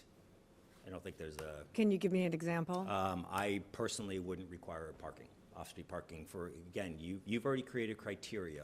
If you think about it this way, you've already created criteria that the building has to either be in place or it has to be in an existing structure, right? You've basically eliminated expansions except for vertical expansions because you don't allow any decrease in impervious area, of pervious area. That's true. And you don't allow any trees to come down. So, That's true. So no, I'm just so within that, we've already kind of agreed a volume of space, right? We don't know who lives in the 150 years that house has been there. At times it could be, right now one woman lives there, but that's because she's outlived her husband and her 17 kids, right? And so that at one point there could have been 17 kids in that house, right, living in that volume of space. So we don't really dictate space in houses for how many people live there. So the ADU all of a sudden doing that and saying, well, because there's now the prospect of more people, we need more parking, it disregards the fact that, you know, Mrs. Johnson's living in this house anyways with so much space and, Yeah. anyways, it's just, there's obviously facts to go the other way. I'm just encouraging you to be, the parking's a example. I think there's so many, there's a couple of tweaks here and there, and I'm happy to give you my individual comments so that you I'd like to see know that. them. But I also have town council, make sure town council's obviously gone through this, but just to do what I think we're just, little things. There's a limitation on detached structures, can't be more than 15 feet tall and 1.5 stories. But if the detached structure's there today, do you care if it's 15 feet? Right. Yeah. We talked about that. And so I think there's just, and I think so it's all in line with making this more Agreed. to happen. So it's not to restrict at all anything you guys are Yeah. talking about doing. It's actually trying to make. Right, and I think that's a very good point. That came up today, and you don't have a final draft, which we will provide to you for your review, but that's something that we had an issue with in terms of, it sort of disqualifies so many of these garages and carriage houses and so forth, so, which is not what we want to do. Right. Right. We would really like to encourage that use. As, we know there's somewhere in the area of 700 detached garages in Swampscott. And 614. So I just. that you know about. That, there could be You know others. how many that- of I those think that's a good garages opportunity. are Sorry? how many of those garages are in the Olmsted district? That is a hand count that Marissa did, actually. She went on the map, counted everything that's a detached structure. In the Olmsted district specifically? We don't know the I'm just specifically. using but that yeah. as an example. I know, Close to, almost all of them. because I just think, to Peter's point, that we should just have a more broader discussion about how some of these projects become cost prohibitive because of the constraints that the historic district is, diligently trying to maintain. Something like adding a bedroom requires a window. That window goes from $1,000 Right. to $2,500 because it needs to be the correct pane and needs to be wood. And so then that times 5, 6, 7 things, the whole project becomes cost prohibitive, and now you're not doing it, and now your mother-in-law is still living at her 1,800 square foot home. So I just want to think more broadly about those types of ideas that are stopping people from even starting these conversations. Right. And not just, the actual area of the detached. So, as I was telling Mike, I have friends that are over on Devon's Road that have it's a house on Devon's with a garage that's set quite far back in their yard, and it's about 1,100 or 1,200 square feet, and they hope to renovate that and live there as they get older, and then rent out their home. But already, just the size of that garage would make it too big for them to renovate. So there are those issues as well. So I'd like to make that, to encourage the conversion of garages and detached carriage houses, whatever it may be. I'd like to see the restrictions on those loosened up quite a bit. And we'd have to just, rewrite that into our own code. I think that, if I may, what you're seeing and what you're correctly pointing out is that the bylaw was at one time trying to allow a detached structure in the beginning, the inception of it, right, a new one. And so some of the things like the limit of the height or the 900 square foot requirement, right, those were applying to new. They're still in there in this draft. So we have to pull them out Right. to make this more tailored to an existing, pre-existing structure, or we have to tweak them, right? So, Look, I think we're very fortunate, Mike, you're an architect, you're volunteering, you know, your expertise, and Angela, you care about the character of this town more than anybody I know. And I know that it's balancing, and it's always about balancing, but it also is, you know, we've got to be pragmatic. Your goals are to provide housing options for residents and homeowners looking to age in place. That's important. The second one is providing a form of housing that's less costly. And third is, you know, increasing diversity of the characteristics of this housing. And so the only thing I would suggest, just go back and where you think you have a barrier that bumps into those goals, try to mitigate it, or find a way to ensure that, you know, everybody in this town, every neighborhood is not going to bump into something that might not be consistent with your goals. You know, Peter just did a story about 2009. Let's not replicate that. Yep. Let's find a way to say, no, we mean business. I mean, we really want to get into a ADU phase here that can help Swampscott's aging population. We literally have more folks aging in Swamp. We're the grayest community out of the 34 cities and towns in Essex County. We need this 10 years ago, and we've got things to do. So really appreciate the work. Just a quick question, just as a practical matter. I'm just curious, Angela and Mike, if the planning board has had discussions as to what would make this program a success. I mean, what are the goals? You know, how many ADUs are we going to add in year 1, in year 5, in year 10? well, we haven't put a number to it, but I will say, in talking to our planning staff, you know, in the last 3 years, Marissa can count on her 2 hands the number of ADUs that have been allowed in this town. Mm-hmm. So in also talking, we had a open house, I'll call it, in January, and then I also spoke to the senior center in January about this topic. And even the most progressive towns in Massachusetts, Amherst, for example, on this issue are producing less than 2 dozen per year. So not a lot. It's not a lot. So, you know, I'd like to get on that level, right? Just to allow, if there's 600, right, we're talking, it's 2%, right, or something like that per year of those are getting turned over to become ADUs. It's not a huge number, but it's just enough to allow folks like our seniors to have choice. And I can't put a number to it. I just want to see success. Yeah, so we're not going to just snap our fingers and have 600, Certainly not. 700. Yeah. Got it. You know, just piggybacking on that, one thing that I hear quite a bit is people's concern about density in town. So, you know, based on what you just said there, I think that's important to really put out there, that all of a sudden we're not going to have another 1,500 people living in town. I mean, it doesn't look like there's going to be this mad dash for ADUs, but the density issue is something I think we can't ignore. Right. And we have to be respectful of. That's part of That's something I hear constantly, and I just want to make sure that we pay mind to it. Definitely understand. We've been trying to walk that tightrope, and you noticed it in the language. But what's the tightrope? I mean, I think let's have that conversation. I hear what you're saying, because we all hear it, right? Yeah, The density thing. yeah. But what's the tightrope? I mean, you're either going to do a policy that's meeting a policy objective, right? Right. But it can't be a policy objective to a point. We only want enough affordable housing. Who's enough and who's making that decision? I'm just saying, it's not. I'm looking at you, Mike, because you're here, but it's not you I'm looking at. Right? But I'm just saying, like, I hear that, but Yeah. you know.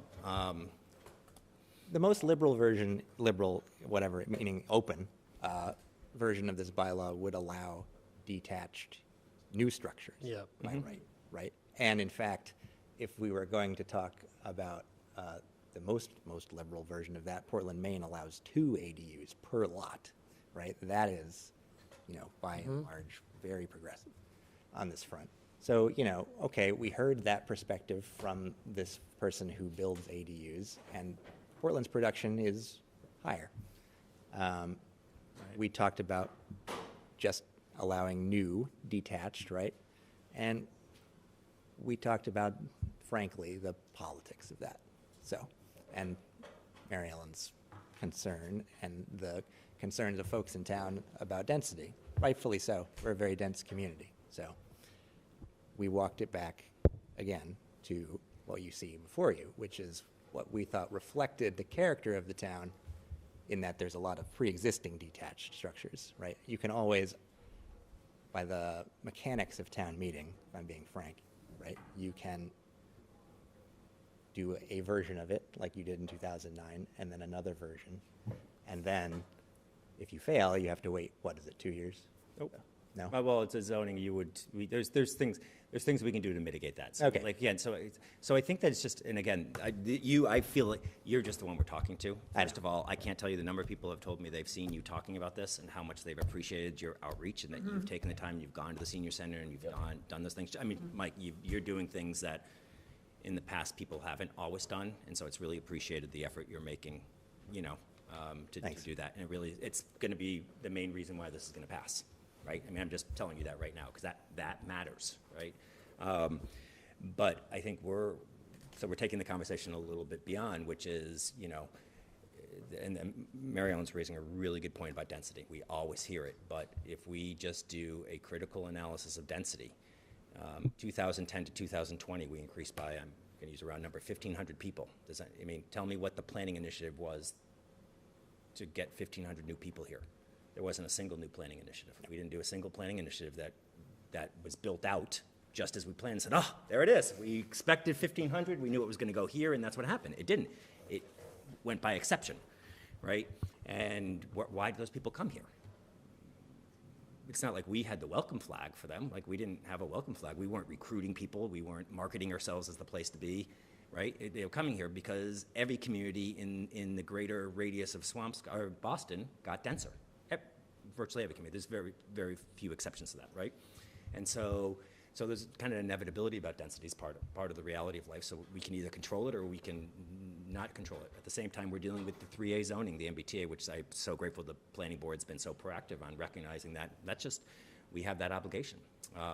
That's not affordable housing. That's quantity of housing, right? That's the state saying, yes, we want affordable housing, but we also want more housing generally, because more housing generally is going to help supply, and therefore pricing will stabilize more, right? So that's not even affordable housing, right? I'll also point out that we rezoned the Glover years ago as a 40R district so that it could accommodate a more dense use. Yeah, and so no, the planning board, you guys have been on this. There's no criticism at all in this. It's more about just a kind of policy decision. You have to, it's very hard to be timid about these things, right? It's kind of, you have to say, hey, we've got to recognize if tomorrow 641 property owners came and said they wanted an ADU, are we okay with that?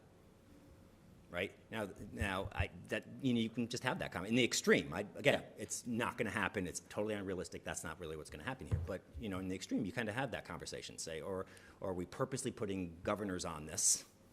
And we're using words like character and things of that nature. And I always cringe. We are already as dense as we are. And when we use words like character, I cringe a little bit because I'm not quite sure what it means.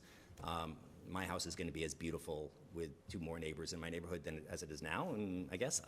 But I think we should have that conversation, and you guys have been on the forefront, and Angela, you have in particular, and I applaud it, and I think that's important just to recognize those things. But this is about creating an affordable housing opportunity, just an affordable housing choice, if you will. And I think we should be a little careful using the word affordable here, because lowercase affordable. Lowercase, because it doesn't necessarily mean that it's not going to cost any less to construct than everything else costs. No, it's not deed restricted. Construction is very expensive no matter where it's about giving that Mrs. Johnson. It's another option. Yeah, it's about giving Mrs. Johnson an opportunity to get revenue. That's right. To support her ability to stay in her house if that's what she wants, or for her to go live in the ADU and make the life decision, which I think is everyone's right, to be able to say, I want to stay here, help me stay here. But I think that's just it's a policy thing, and it's tough. The last thing I'll say is I don't think you should expect, we're giving you stuff in particular, you should expect in return that this board at the end of the day is full-throated supporting you guys at town meeting, in my opinion. I don't think we should have the right to sit here and give you unsolicited or even solicited advice without also you guys turning around and saying, okay, select board, we want your full-throated endorsement at town meeting. Well, and that is essentially what we're here for, is to ask you to say, yes, we think you should put this on the warrant, and to allow us to proceed with working on a final draft, so that, knowing that we do have a slot on the warrant. And of course, you'll be seeing that again before we have our public hearing, which is on, I forget, April 20. End of the month, yeah. End of the month. 4th or something. Right. Yeah. So we will be doing that. Just to your point, and I'm going to bring up one more thing, I think it's a really important topic about density, and about why aren't we doing freestanding, brand-new construction ADUs. I'll be very honest, I'm a vocal opponent to that. I, first of all, don't think it would pass town meeting. I, second of all, I do think that's where we get into, character issues.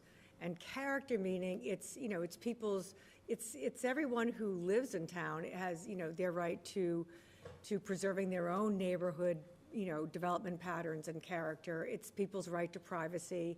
And it's also, it creates tremendous problems in terms of public safety.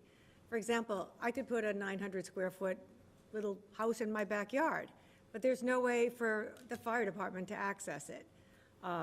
It's just, there are a lot of issues that come with that don't make any sense. And I do think that it disrupts, it's not working with our existing building patterns. And even though we might be expanding the use and expanding the ability to create housing within an existing lot, with whether it's converting a carriage house or a garage, or adding on to an existing dwelling, I think that adding more building on that space and all the downstream effects that has, from energy use to water runoff to drainage, to every other issue that comes up with it, I think could snowball into something problematic. And I'd rather see us try something that is much more likely to happen, that is actually much more cost-effective for the person developing it, than having to start with some kind of new construction. So that's my opinion. It's not the opinion of the rest of the board. Fair enough. I don't think you heard anybody actually on that specific issue specifically say that issue to push. I think we got into this in parking, but generally, you're right. There are some reasons. We may not fully agree on the reasons to do it or not, but I understand why that is the way it is right now. Yeah, and again, I want to point out that that's something that other board members don't necessarily agree with me on. Yeah. It was a robust discussion. Yes. So I'll be happy to mark up and give you comments and suggestions. Great. And I guess others, it would be great if we all did, so that you guys got them directly to Mike, maybe just to have those conversations. And then we're interested in knowing that town council has thought it through, and I think we would be, even if it's not on this town meeting, it would be interesting to understand what's the next steps to do regulatory conformity, right? If we really are trying to do it, are there other hurdles that we haven't yet addressed that we need to address? Right. And just start having those conversations, because that way it's not form over function. This is legitimately freed up an opportunity for Mrs. Johnson. Exactly, and that's the way I'd like to look at it. It's creating an opportunity for people that, to make it easier for someone to get this done, as whether it serves them, whether they want to live in it, or they want to, provide it as a place for someone else to live. I'd like to be able to present this to town meeting and have it embraced, instead of feeling like there's objection, I'd like to truly be able to express our excitement about it and present it as a great idea and something that can get passed and embraced by the community. And I'm hoping that that's how it will go. Look, we didn't talk about, this increases the overall valuation of the town. This is about improving, a lot of properties. This is really, there are some economics to this that really make a lot of sense. So we shouldn't shy away from that either. Nope. I'd love to hear about Amherst and some of the new growth, and, it doesn't sound like, and there's no problem with this kind of new growth, but, this is about some senior housing or some, inclusionary housing, and for me, that, Swampscott's got plenty of room for that, really. But it also creates housing, 2 bedrooms for up to 3 people for less, for right at or less than $300,000, which is not an access point currently. I don't think Right. there are any properties other than a small condo in town that would be, that would be accessible to anyone at that price point. So Yep, I think it could be very appealing. yes. I'd be curious to know although you said 2 hands of folks who have gotten accessory dwelling units built, the ones who have applied and haven't, if any of them what prohibited them from being able to do so? And if any of that can be incorporated into this so that they would not be prohibited in the future. Just because those are the folks you want to target because they want to do it. They bought in. They like the idea. They know it's going to work for them. They're trying to leverage it for an aging parent or, a sibling who needs a place to stay or for whatever reason. If you could take a look at those applicants and see why it failed, and we could try. I'm curious as to that data, but I am also very supportive. I'm sure we can get access to it. I don't know how, but I wish Marissa was here because she knows each application, the address and what the issue was, yeah. Have you spoken with the historic, No, I actually have not spoken to the Historic Commission. I know that's not the answer you wanted to hear, but No, I didn't have we should speak to them. I'll make it a point to reach out. Because it was an interesting discussion that we started to have about the development and permitting process, right? And what supersedes what potentially, right? Is, as you were saying, an ADU a use that is superseding the historic review in some way. Not something I had considered. Yeah, no, it's just something, I think it would be interesting to hear their feedback. So for example, there's a garage door. Historically, there's a garage door on a carriage house, right? And so do we have to, in those districts, are we now going to be keeping the garage door and not putting windows in it and having to, in the inside, build a wall so it's not a garage? I mean, I totally get it from a historical perspective. If that's the balance of interest, if all you're thinking about is historic, but now we're saying, hey, there's another balance of interest here. Where's the relative rate, and how do we handle it, right? I mean, that's all, because you're right. A large number of these opportunities are sitting in the Olmsted district. Right, so that's and I see Mary Chilla here, who's like the chief proponent of the historic districts and also of affordable housing. So she gets and I would love to hear Mary just told me. She gets that balancing here, but there can't be, we have to address it. Right. Because if we don't, then we're going to be in a situation where we have all these buildings that just physically can't be altered to be habitable space, and so therefore we haven't achieved what we want. Right, I think you have to you have to have a serious conversation with them. Well, that's the Historic District Commission, so yeah, we will have to have that conversation. Mary just leaned over and told me that she's had an apartment in her house since a long time, 1997. Is that a legal apartment? Don't answer. You don't have to answer that question, Mary. Renting it out You all have the the time. right to remain silent. I advise you not now. 1997, we have an Italianate Victorian built into a hill, so it's on Rockland Street. And the other comment I wanted to make, there are places all around this town, on Rockland Street particularly, that there were, after the World War II, there was such a shortage of housing that a lot of houses on our street, little pockets of a 3-room apartment, a 2-room apartment, an efficiency. Stan Bondalevich, famous Stan Bondalevich, the coach of Big Blue, lived in my house because in the ground floor of my house, and it became like a rooming house at one point. When 1997, we had this floor of the house, and we had 2 driveway entrance, separate entrance, and went to the town and said, we would like to convert this, and Lou Gallo, the old Lou Gallo, who was the building inspector, I think, at the time, we got the okay to do it, and we have been renting that since 1997. It has a eating kitchen, a big bedroom, living room combined. It's like a large studio, and a handicapped accessible bathroom. So it is a perfect place for when we get old. We can live down there. We've had it rented the entire time. And I have to say, from just in terms of swing space, you know, during COVID, somebody had moved out, my kids were able to be there, come visit and be separate. But the idea that it helps people who, my husband and I were public employees, educators, and we didn't have a lot of money at the time when we first moved in. And to be perfectly honest, it helped us financially to have that money coming in, and it's always been rented. We've never had a problem. The neighbors have never had a problem. There is a driveway. We do have a driveway, but the last comment that I would like to make is about the parking, which is why I ended up here tonight. We approve Elm Place with only one parking space, right?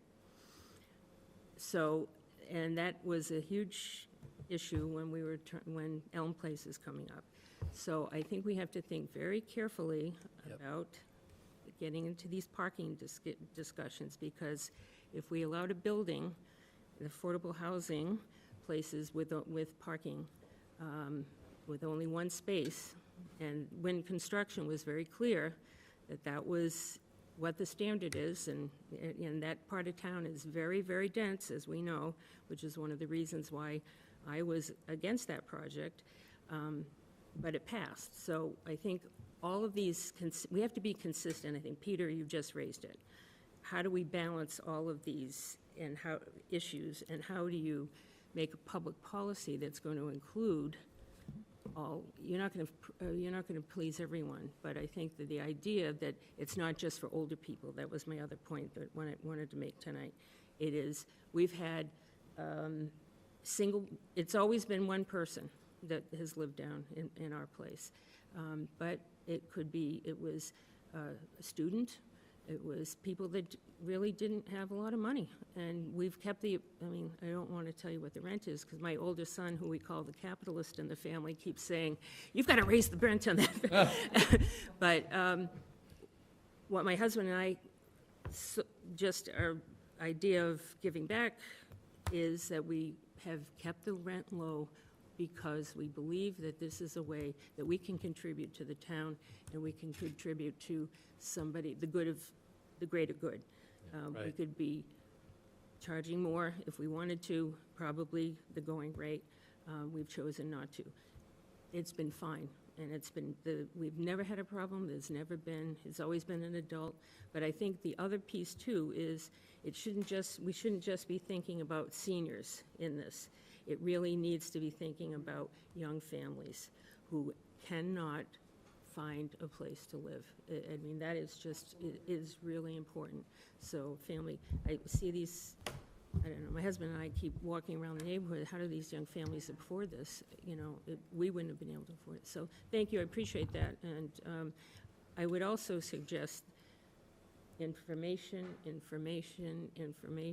public meeting, you know, just that bring people along, because it's going to, people that are used to living in their own home can't imagine renting.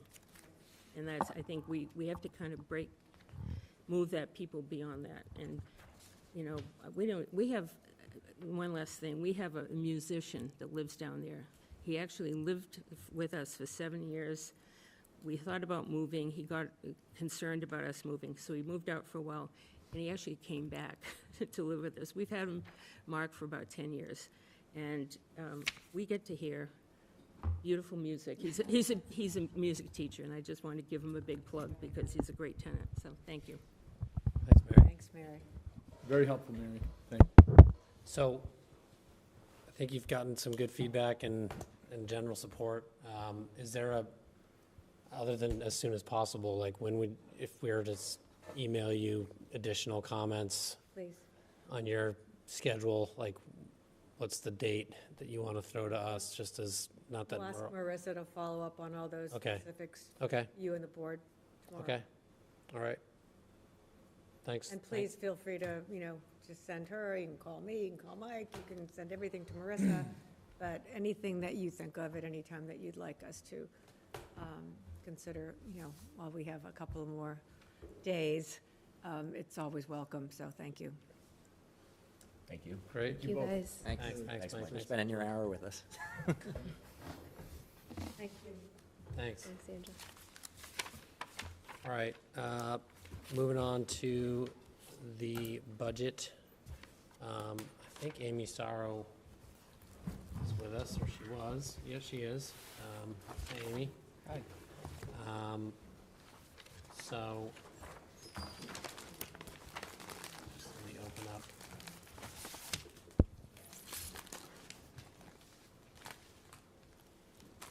We have not really had a discussion on the budget as a board, so I don't know if you all just want to just go through as Finance Committee does and just go through the budget sort of department by department if questions come up. Does that make sense as an approach to this? Do these names on top matter? Because I happen to have one that has your name on it. No, I don't Katie, think I I have got a yours. special one. All right, well, if you it like- They're all doesn't different, matter, yeah. They're all the same. They're all customized to your. Yeah, Neil, what to do your I own know preferences. now? Yeah, I don't I think- just put the names so that everyone got one. Okay. Okay, so we'll just go through and I'll, just stop if we get to a place where you have a question. Yeah. All right? Moderator, Select Board, Finance Committee, Town Administrator, Accounting, that's, Assessing, Wait, I have a select board question. okay? What is this community programs line fund? So, Thanks, Mary Ellen. so we've put community program, we put that line in there probably 5 years ago.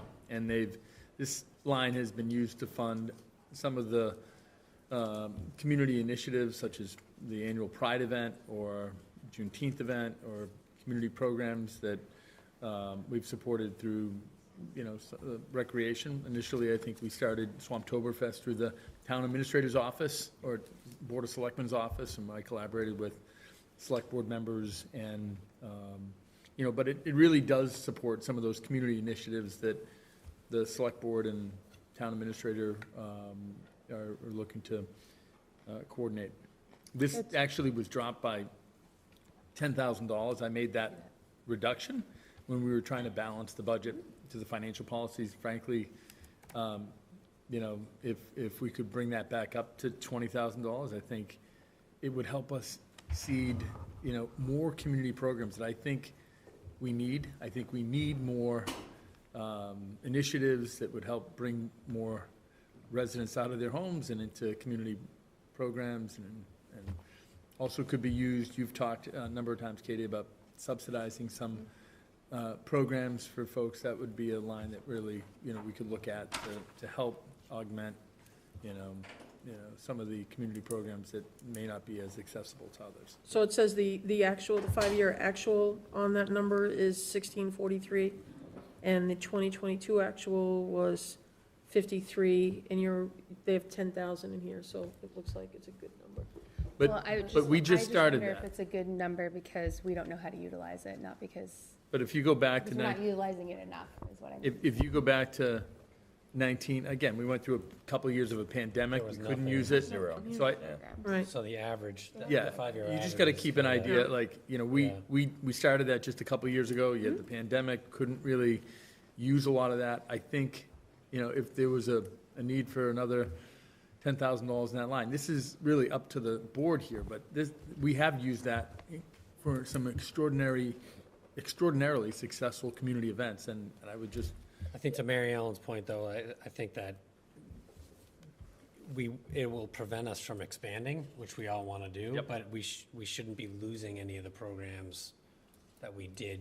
Yeah, use we these should still funds be able for. to expand, Right. Right. Right, Up by quite a bit. right. So I think we're, And I think we should also get to the point where we have a master plan, like a gross plan, an actual forecast on what programs you want to have, how many months there are out there, get a better idea. Well, I know that there are some programs that are self-funding. Yeah. And there are some programs that are gonna require, seed money and sponsorships, and those are lumpy and largely unpredictable. So, you know, and we're you know, one of your goals is for us to have more of those community events, and I just want to make sure that, you know, by the reduction of, you know, the $10,000 in the community programs, that's not coming out of another budget. That's not coming out of recreation or to the detriment of not having a large event. I know we're talking about having, you know, having large events this summer. No, But it is. No, It is coming up. I At some other program. Yeah, I had to make some regretful reductions to a lot of line items in this budget. I just want to be clear, you know, we're cutting that by half. And so I'm pointing that out, you know, as we think about ways that we can make adjustments. You know, I want you to know that, you know, that's a line that, you know, I'd like to build back up to $20,000. As would I. So we're talking community programs as other activities. Community programs don't mean activities. Community programs can mean anything. Mary Ellen referenced earlier tonight communication, and regrettably, we've had multiple communication committees.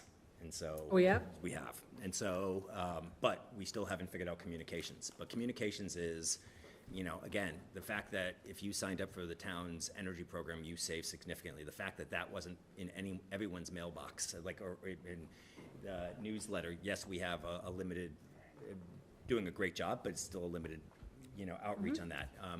So I'm speaking about mailers. I'm speaking about ways in which we can communicate better. That's community programs, because it's talking about community programs, about getting those things out. And so at the same time as you're cutting it back, and even if we did everything we're saying, it's taking away tools for you to be able to do some of the things we're talking about, because I don't think, candidly, I don't think volunteerism is going to be enough on the communication side. I think we have to figure out a better methodology, and it's a combination of many things, not just this line item. It's, can we work with our billing companies to make sure that we're no longer sending things out that have one sheet of paper in it, that when we're sending something out special, we maximize to the greatest extent the weight of that mailer from the clerk's office, so that we're putting out every bit of information we can using the same postage, right? And can we look at different billing companies? The treasurer's going to have my head for that, because we have a great billing company, but different billing companies that send out all our notices, such that there's another way that we can add something that's not totally finance utilitarian in our quarterly billings, right? Is there a way we can have, and those are going to cost us money to do these things. So again, I appreciate, Sean, that you have to balance the budget and you're sharing the pain by doing this, but these, in a $70+ million budget, these $10,000 community development, and you know this, I'm preaching to the choir, so I'm not telling you what I'm saying, but these $10,000 reductions in community programming actually touch more people than so many of the other line items here. But when I have to cut $1 million out of a proposed budget, I'm with you. Like, there's no criticism. Everybody, like, I make you know, $110,000 reductions in. Yeah, no, I got you. There's no criticism. My question was not the reduction, it was how do I spend it? So we're good. I mean, I just wanted to know, because it looks like it's. What can we use it for? How can we use it? What do I use? What can So we use that's it for? generally, Who you can know, use the it? How do we board- get there? That's yeah. more the question. Right. Yeah. We work together on spending. You know, you know, the individual select board members don't spend any of the money. We work on programs and we decide what really, you know, we're going to advance. I didn't spend any of it last year. Yeah. So I get a check. So I'm sharing. Get it back, Neil. So I'm seconding David's comment about actually saying that I want to understand where our community programming dollars are. So if we can get better clarity from you saying, hey, this is where they are, and I want to make sure we're not robbing Peter to pay Paul here as well and taking away something else. And just because I think us saying we've got to find $10,000 to put this back is, you know, that's not a heavy lift, and it's not a slush fund. It is stuff that has allowed you to do community program that no one would have ever even thought about doing, that have actually fulfilled a lot of the objectives that we've talked about. Look, I appreciate that. That's generally what I wanted to hear, because as we go back and we have to prioritize, you know, maybe shifting a few other lines, it's just important for the board to understand, you know, some of these reductions are going to mean probably less of some things if we don't have as much funds. And we had we've got some big ideas. We have a idea about using Humphrey Street for a significant community event that would help small businesses, but also help, you know, build community. And there's a lot of things that I think we seed as a board and as a executive function, but certainly worth thinking about. I'll come back and give a list of the community programs that we currently have, the ones that we're building, because it is one of my goals to add more. And part of the way we're funding some of those new initiatives are using some of those dollars. And so I don't anticipate that we're going to have as many, given the level of funding. And look, we've had success in sending mailers out with water and sewer bills. You know, we did a television visioning survey, and we had incredible response as a result of packaging. Right. So I think those dollars could be expended in a very in a manner that's conducive to improved communications. So that's it. Okay. All right. So Board, as you're coming up with ideas and having the discussions with the town administrator, I do want to let you know of the 20,000 that's budgeted for this year. We still have about 19,300 of it. Most of our programming does happen in the warmer months, but I just wanted to let you know that that's where we stand this year. Yeah. Thanks, Amy. All right, so moving on, we were down to assessing. I don't think, was there I do have a quick question on assessing. Okay. Our 2022 actual was just short of 65. That would be an employee, and now we're down to 40. We had a different employee who was in here under a contract and was working more hours than the current assessor was hired at. Was that considered a part-time employee? Yep, they're both considered They're part-time. both part-times? Mhm. Okay. And where does Patriot Property fall in? That's the contracted consulting line for 60,000. Okay.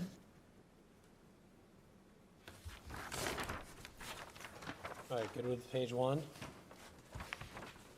Page 2? Where are we? Are we still on? I do apologize for not actually putting page numbers on there. That's all right, still on assessing, treasury, legal and insurance. I just have a question on legal. Are we shopping this out? Are we doing anything under legal? I mean, I see that 20,000's out of it, but how do you come up with 20,000 out of it? I have had a few discussions about seeking proposals. I do believe that we will be looking at an RFP for some legal services in FY24. But the 20 is just a plug because you need to balance the budget. Right. I mean, just to put it out there. I got it. There's no way that I you know. know that we're down 20. Right. So, I understand. I just wanna- Hoping that it'll be less. Yeah, I think that's just the direct answer there. Yeah. All right, human resources. You have a question on human resources, sorry. You first, please. Does this human resource screening, things like that, does this cover both the fire and the police now that they're doing screening and testing? Most of no. the fire and police is covered under the next line, which is recruitment and entrance exams. Okay, The screening is just the basic, like personnel background checks. The All right, rest of it is what's- covered in that second line. okay, so you have 10,000, what is it, you have 10,000 in there for Yes. recruitment and entrance exams? And so does that cover their staffing? So if they're Like using. overtime? Yeah, if they're No. using their overtime, does it go in there? No.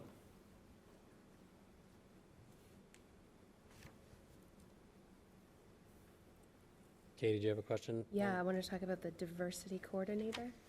Yep. Can you tell me what that is?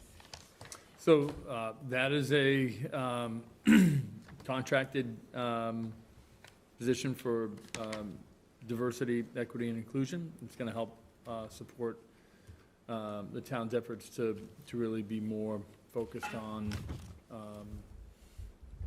hiring for diversity, equity, and inclusion. So I'm not well versed in these things, so maybe Mary Ellen, you could help me. In '22, we budgeted $85,000 for this line item. Yes. In '23, annual town meeting voted $10,000 for this line item. That's right. There's a And reason we are for that. asking for $6,000 now in '24. Yeah, so Katie, this was originally going to be a full-time in-house position, which was the town administrator's original request in the first year that you see it. Yep. For FY23, the intention was to try to get a consultant in and use some ARPA dollars to develop a first-year diversity, equity, and inclusion program, with the remaining 10,000 to be to hire on a full-time person for this position. With our new HR director, he has made it his goal that this can be an in-house person that we already have, and have them get the diversity, equity, and inclusion certificate, and then have this be a stipended position on top of one of their positions as we grow it. So are we using any ARPA monies to, so we're not using any ARPA money, we're not doing anything to evaluate what our needs are? We're just going? Not in the budget as it's presented to you right now, no. Have we expended any of the $10,000 that was approved at town meeting in '23? No. No. I just feel like this is a real line item that we should be looking at more closely. Would love to have some more conversations about it. So I love the idea, I'm 100% with Katie. I love the idea of the fact that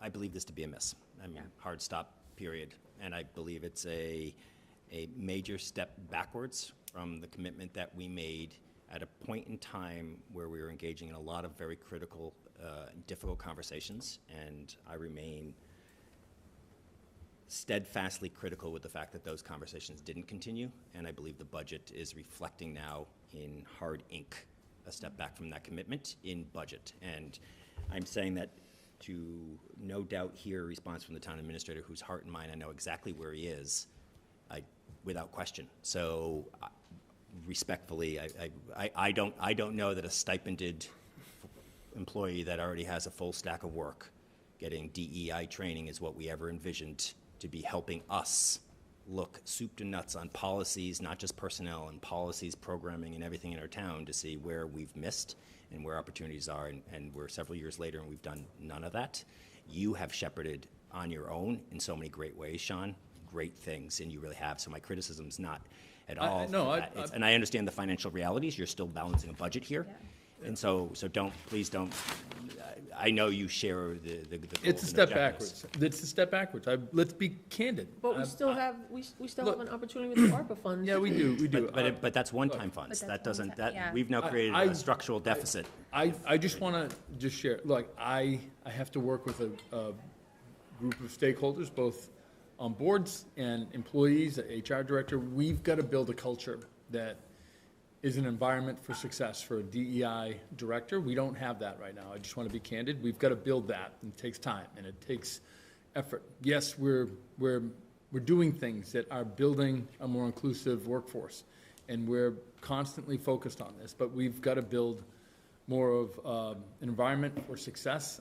If there's one thing I've learned is that, you know, we've got to take this incrementally. And I have worked with a number of individuals that are DEI directors in other communities, and I've talked with them, and we've talked about how do we create that culture? How do we continue to build the environment where, you know, individuals are going to be open to thinking more critically about, you know, our lack of diversity, our lack of inclusionary efforts.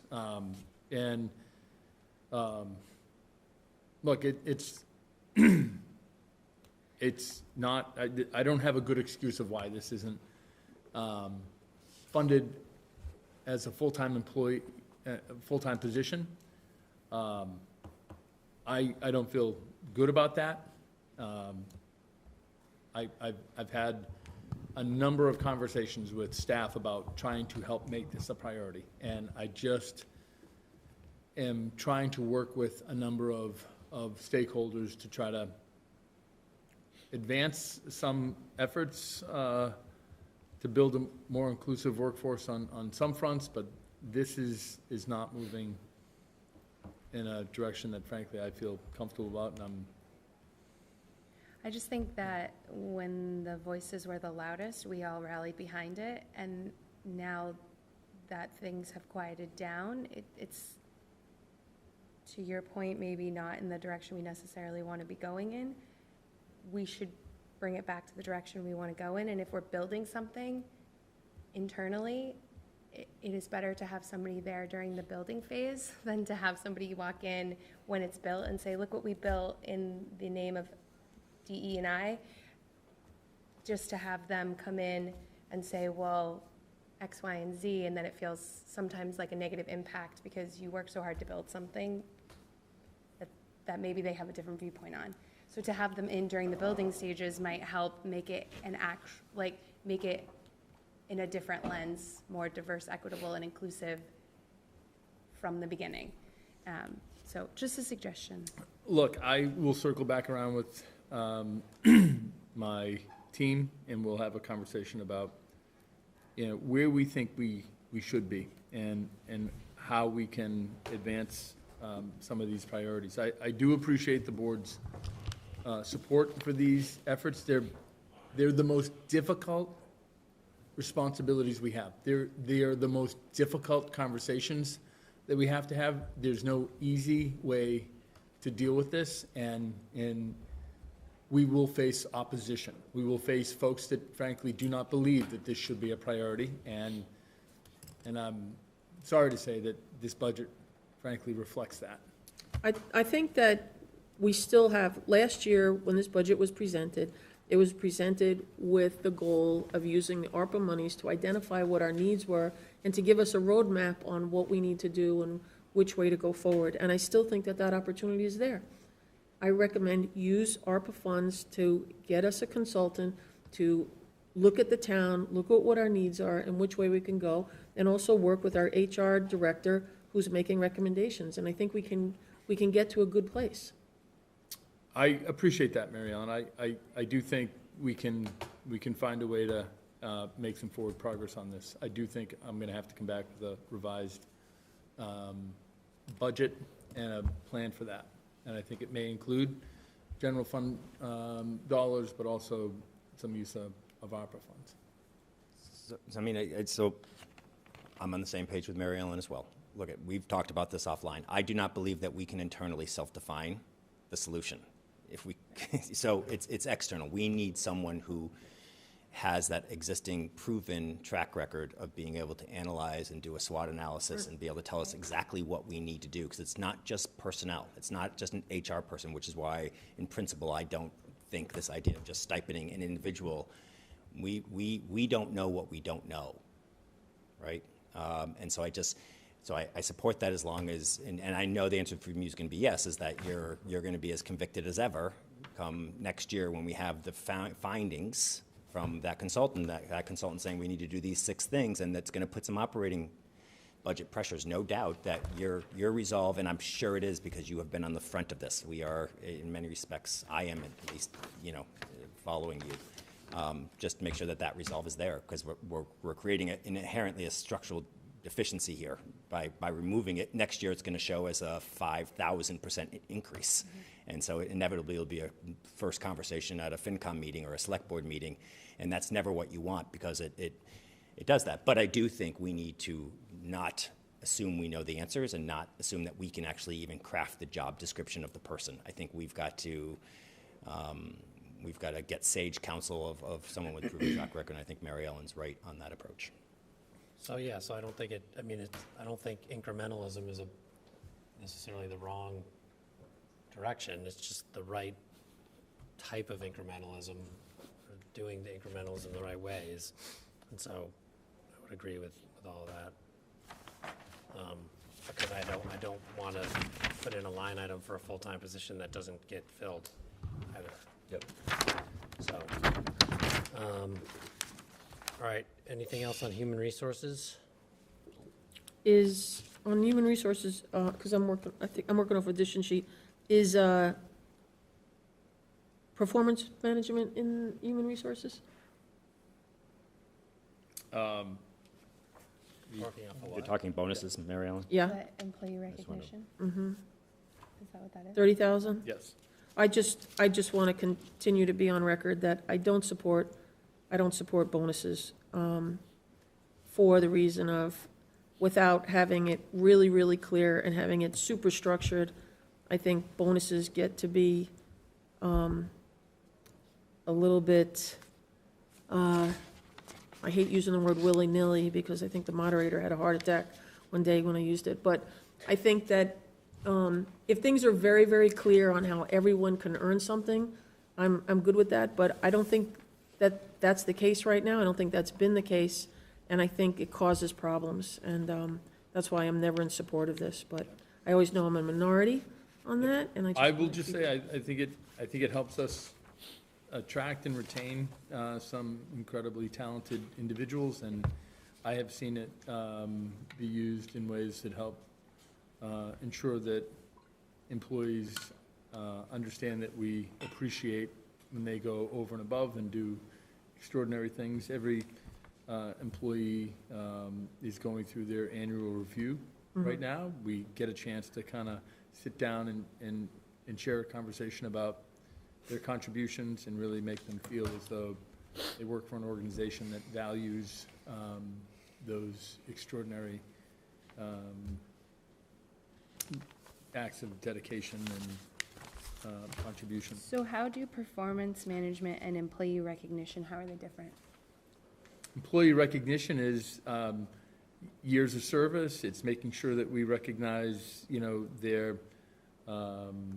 tenure or having special events for employees.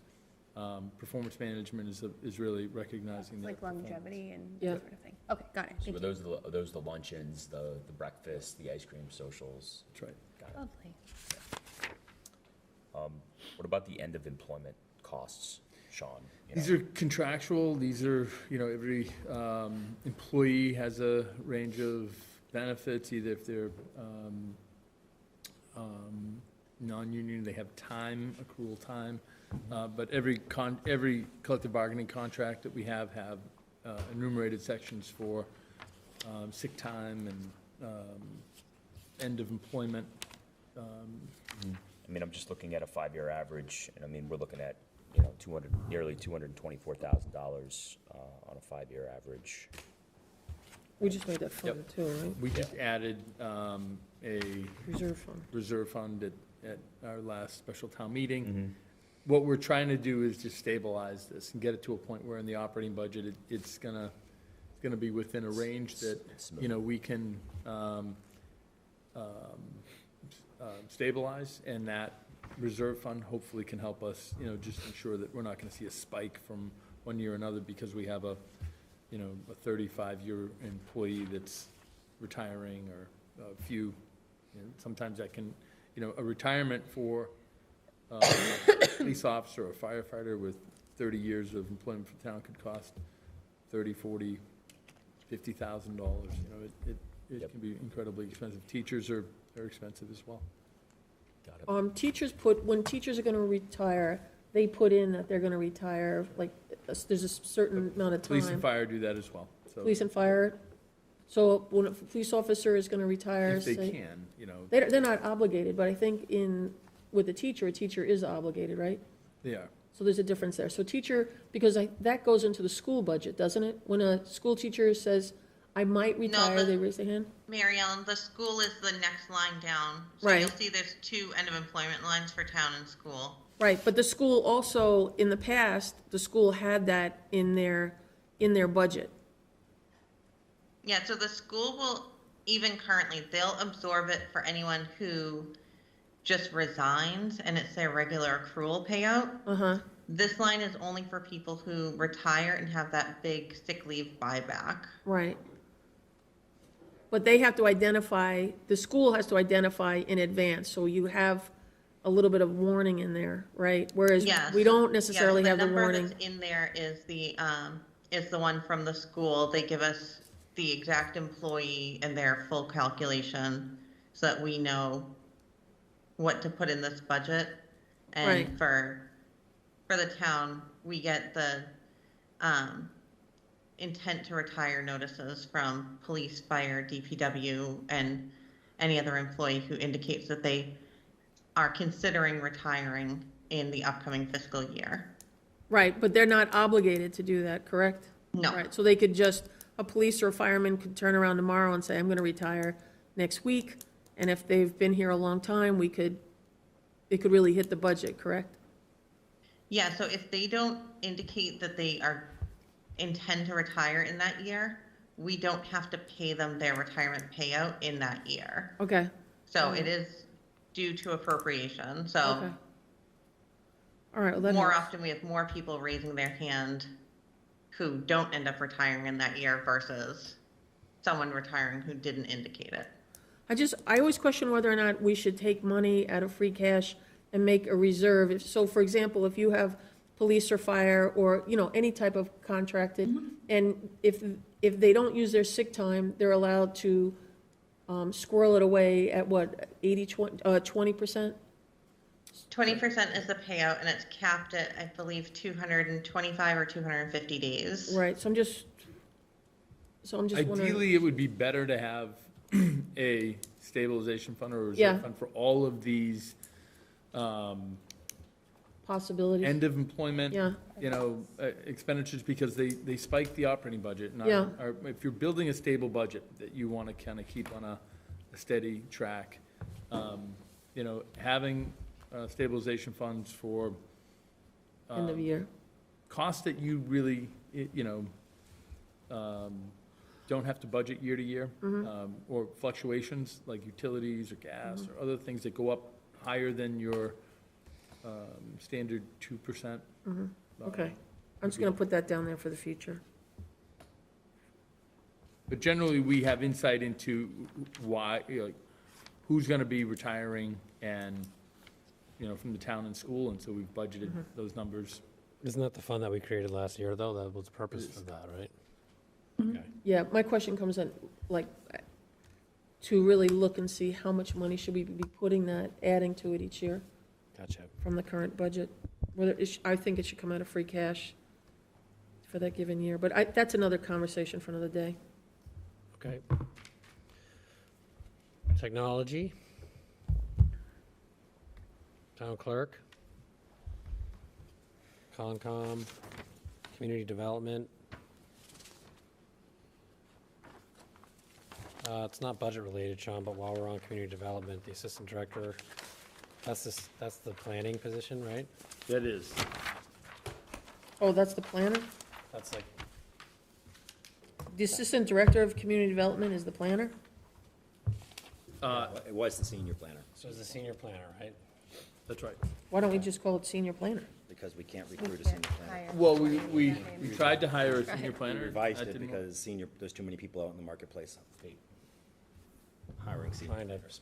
So can you give I know you Update said on we're it. processing, we're doing stuff like that, but it just feels like. Last week, I had 2 interviews with candidates for the assistant director position, and I should have an update next week. Okay, thanks. Yeah, and I mean, as far as community development is concerned, I'm still gonna beat the drum, and I think we should have someone who's a project manager / real estate czar to help us shepherd these incredibly important, transformative projects that we have in town. I mean, we have so many of these things that are happening. We have Hadley reuse, we have Hawthorne. You know, we're looking at Pine Street as well.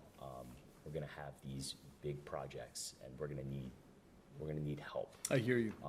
Because just piling the workload on, existing staff we just have the opportunity here to do something great. And I think making that incremental investment today is gonna help us to really further these very, grand plans that we. They're that we not have grand, for the they're town. critical. We absolutely need these business development initiatives. I've said too many times that we cannot simply cut our way out of problems. That's what we've done over the last few years. Now we have to start growing our way out of the fiduciary challenges that we're facing. You don't need this budget to remind you of that. There are too many challenges facing Swampscott, too many great opportunities not to think that we can't advance those commercial. Yeah, so I mean, as we're talking about growing and expanding the pie and reimagining and re-envisioning, Vinnon Square, I think it's important to have someone that can tie that all together. Agreed. All right, Board of Appeals. Facilities. I have a question on facilities on, what is this, I just want to know what the split was on that, what is, with the school? 60/40. Yep, School so is- the director of facilities and the maintenance salaries are 60% for the school, 40% for the town. Okay. The custodians are 100% town, and the administrative assistant is 50-50 town and school. So are we cutting custodians? No, so the custodians have always been 100% on the town. We used to have a part-time custodian and a full-time, and what they ended up doing was worked out an agreement with the current custodian to do a split shift, so that way it covers the needs at the beginning and end of the day where they needed it, so they didn't need the part-time person anymore. So that's the reduction? Mm-hmm.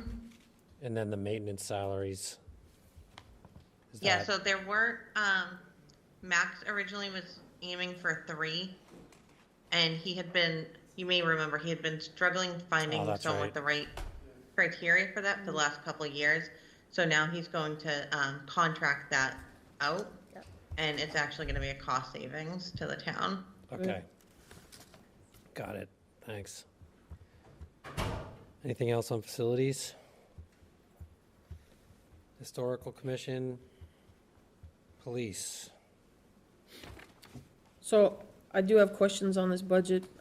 If you go to line item under patrolman, it just seems like these are decreasing. Meanwhile, we've got patrolmen coming in, so that's a little confusing there. The overtime continues to be a question. If you look historically what the overtime has been, and where it's marked at. So we cost out these numbers, maybe, Amy, can you go over the? Yep. How are they costed out? We Yeah, take so the the salaries and we patrol- run them out 52 weeks.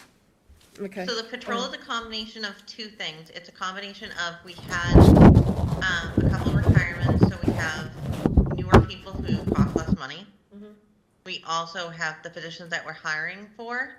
So it includes partial year vacancies until they're able to enter into the academy, which was discussed with the chief and captain when we were going through the budget. But it is a budget that does include fully staffed police department.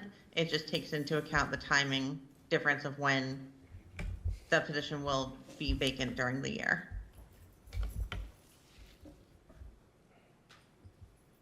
Oh, thanks. Okay. Oh, boy. Doesn't matter. I have it's really trivial, but I was watching the finance committee and this came up, the matrons line item. So that's for like a booking, like an admin booking person or something? On call? I know that's sort of an antiquated, like, is there a reason we have to continue to call that matrons? Because I think nobody knows what that is, and it'd be helpful. I think they're functionally jail attendants, right? Yeah. Yes. So can we just name call it- them jail we name attendants it or- going forward? Not a something. problem. That would be awesome. Yeah, I just think so people know what it is rather than. Thank you for bringing that up. Thank you, Master Duffy, for telling us. Yeah, no problem. I couldn't come up with a witty retort, but I appreciate it. All right. And then, wait, so. Yeah, sorry, go ahead. So how are we dealing with the overtime issue? Because if you look, we've got. Amy just explained, we go through reconciliation of who's gonna. That was patrolman. Okay. I don't think Amy's actually given us her. No, so for the overtime, I sat with Overtime. the chief and Yeah. captain, and we went through ensuring that all the collective overtime lines were sufficient to cover everyone's paid time off, assuming that they're taking it, and as well as, mandatory trainings and all of those. So Okay. barring any, anything coming up that was not anticipated, they both felt confident that this overtime budget was sufficient for the year with the staff that they're going to have. All right, good to hear. All right, sorry, Mary Ellen. I knew that we had gone through that exercise to actually program out all of the employees and look at that over a 52-week period and just anticipate vacation schedules, anticipate census changes based on retirements, and Right. we do feel comfortable that we have the right good. numbers. Yeah. If the Chief and Casada the will be captain are joining good, the I'm good. Finance Committee on Monday as well, to answer more questions about the budget, so. Okay. Just a question about police. Do we have an update as to the deputy chief position?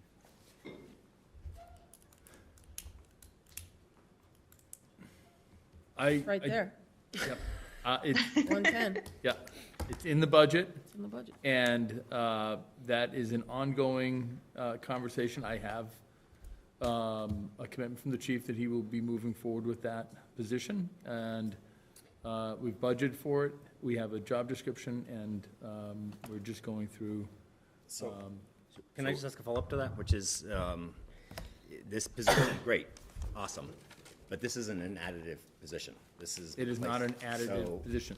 So these numbers, the other line items reflect a corresponding decrease because there's be a deputy chief. So one, presumably a lieutenant or a sergeant position or a patrolman position, something's not, we're not adding heads, we're just changing titles.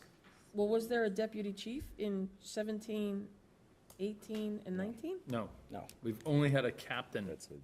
Okay, because it just says There's a number. deputy. We there's a number there. negotiated the, No, but the addition of a deputy chief, a non-union I deputy. know, she's just pointing out that budget says that in 17, In the 18, 19, and actual- 20, there was some $91,000, and my guess is that's a mistake. Okay. 94,000, Did 93,000. we lose? Amy's still here, right? We still have Amy. Yep, I'm here, sorry. Okay, that's all right. So I'm guessing that's a mistake. Right, so where, what is that mistake, Amy? Amy, we're looking at 17, 18, 19, 20, 21, where the deputy chief line shows that we funded money for that, but Just that the position line- didn't it's exist. the line below. It's the captain's. It's the Salary. duplicate of the captain. Yeah, it looks like it's a duplicate of the captain. Oh, yeah, it was probably just when the line was copied. This was a Yeah. brand new line, apologies. Okay.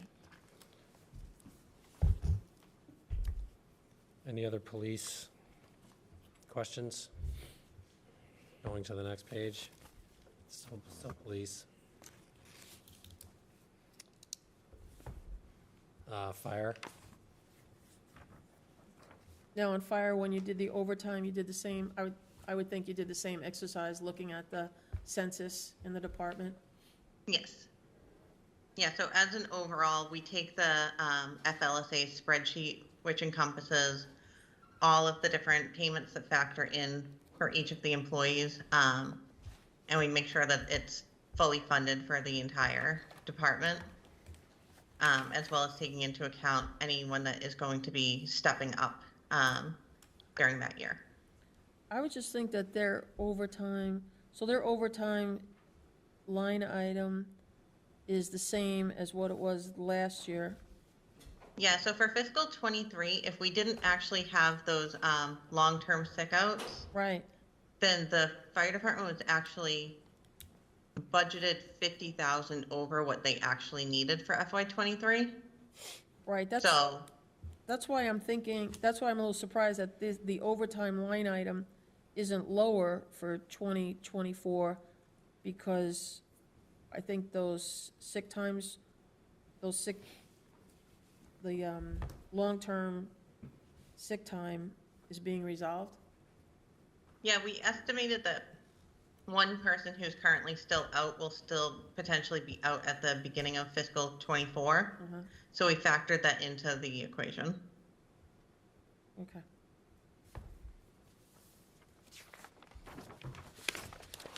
All right. And then Amy, on the next page, it's, sorry,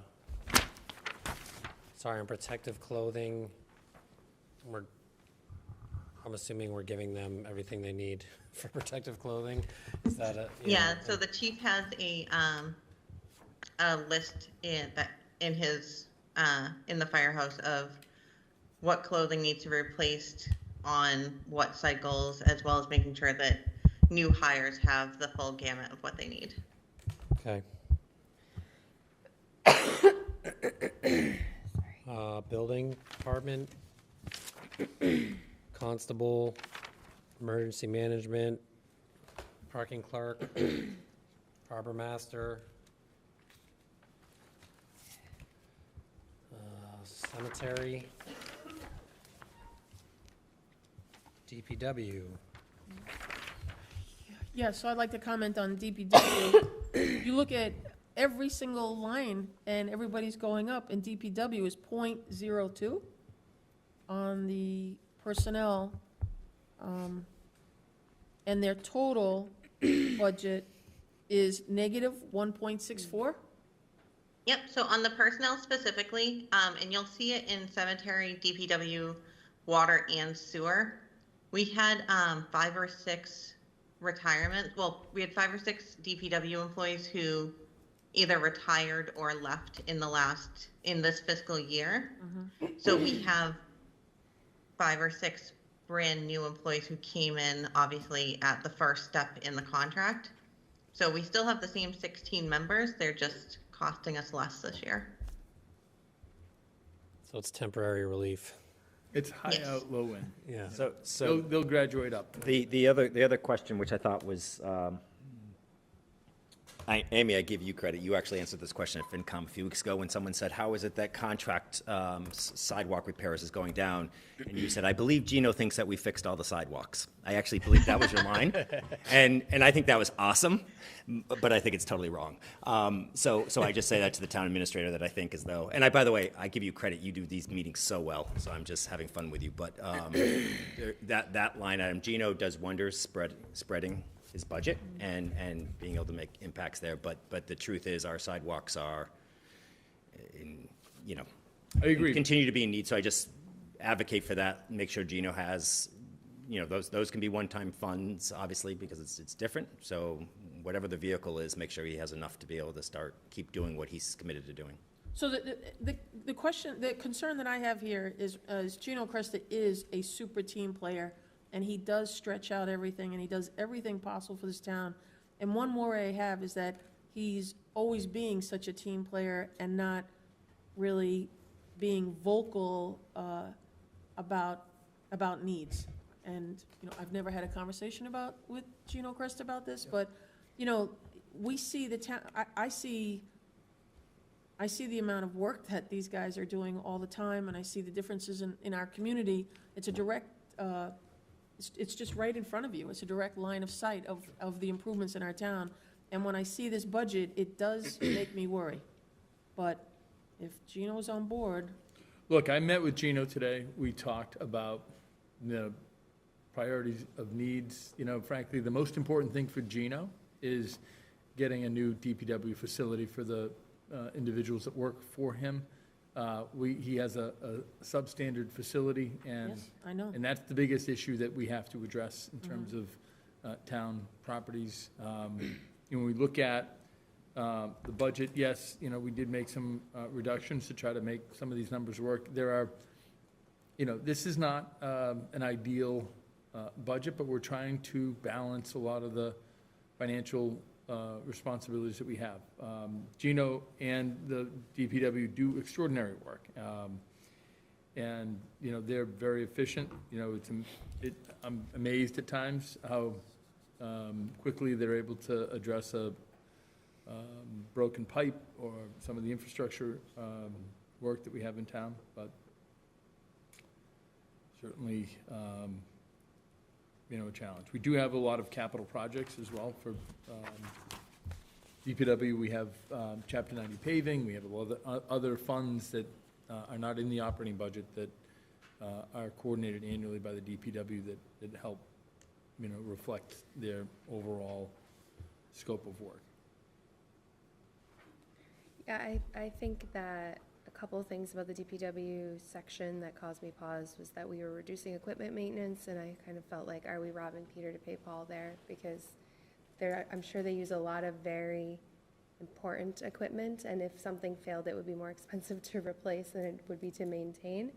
And then also with the sidewalks, that's a large reduction, and if you walk the sidewalks as often as most of us do, if you happen to walk them with a stroller, you'll know how they aren't all fixed. And some of that can't be helped by Gino. He's doing an amazing job.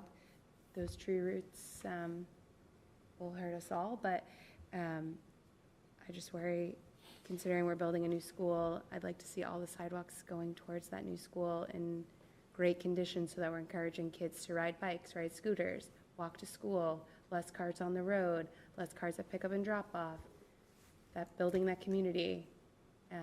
So just making So sure we've that got we a can still capital do all those plans. Plan that has a significant project in there for pedestrian safety and sidewalk improvements, so we're trying to address some of those capital needs and pedestrian safety through the capital budget as well as an operating budget. Little in the operating budget to stabilize it, surge in the capital plan to, really address some of those critical pedestrian safety and safe routes to school priorities that the board has been really vocal about. And Katie, on your first point with the equipment maintenance, we've really been prioritizing the equipment replacement for Public Works in the capital plan. Okay. So it's not that there isn't equipment that needs to be maintained, it's just that we have a lot of newer equipment, so the maintenance for it is not as dire. Very good. I just want to highlight too, it's hard to see operationally, but when we had to go through this budget and make a series of reductions to try to make these numbers work. I sat with a number of department heads and said, look, there may be ways that, we can help reduce the expenses next year by addressing some of the costs this year and trying to find ways to ensure that we maintain the equipment at a level that is better than what we ordinarily would with this fiscal year, so we can make additional reductions next fiscal year, because we're trying to balance a lot of the other fiduciary responsibilities that we have. So some of these lines, it's not that we just aren't going to meet that level of service, it's just we're probably looking more creatively at trying to find a way to address some of those needs. I have one more question. The street lighting, is that the installation of new street lights, or the maintenance? That's essentially the electric bill for the bill, streetlights. yep. Yeah. That's the electric bill, okay. And that includes the lights on Town Hall for the holiday? I That's don't covered in think the so. town hall Yeah, electric bill. that's town hall Oh, you all pay for that? Thanks. facilities. So when there's events on Town Hall lawn, that goes to the Town Hall's electric bill? It does. Mhm. Good to know. All right, snow and ice.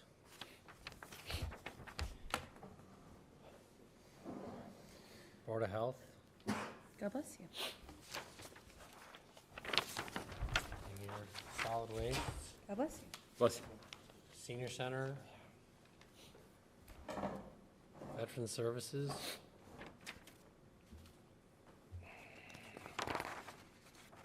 Can you just, Amy, the veteran services, it looks like finance is recommending an increase in that. Do you have any? That was at the town administrator's recommendation. Yeah, so in a recent meeting I had with the City of Lynn, we've been sharing some additional services. We're Thank you. I think getting additional support from our veterans agent.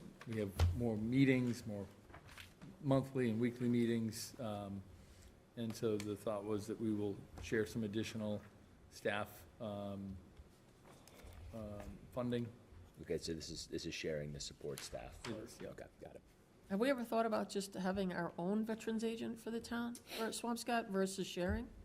Yeah, we've had those conversations, and, I think we're stronger regionally. I think, when we think about, all of the various opportunities for us to be that much more effective regionally for veterans, it makes sense for us to work with Lynn and,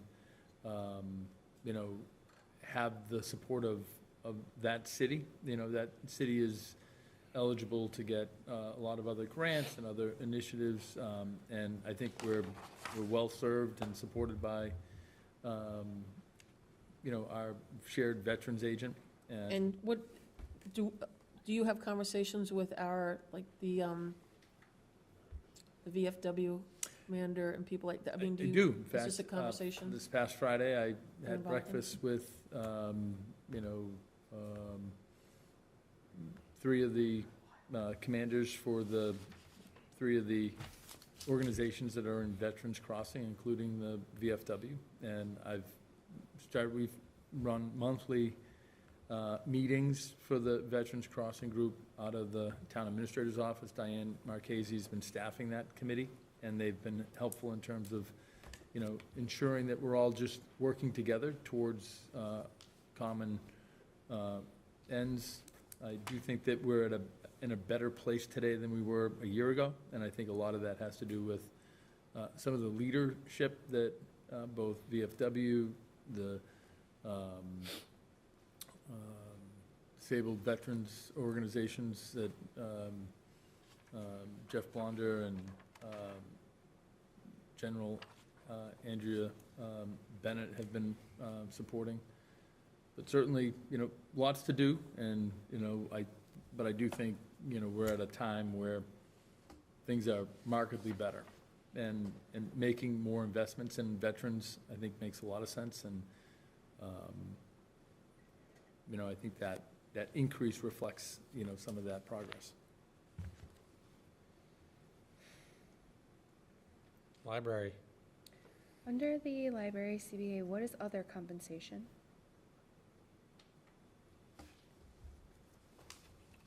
That is part of their collective bargaining. So this is different stipends that they can receive based off their collective bargaining. So I'll just note, because it's reduced, but I don't think it's not a staffing level change, so it's not appearing in any other line item, correct? Correct. Yeah, so it's the same number of reduction. staffing. Yeah, it's only reduced because of the census change, the actual turnover of the staff, but it's still the same number of people in the library. And I'm gonna look at the community programs line here as well. That's being cut.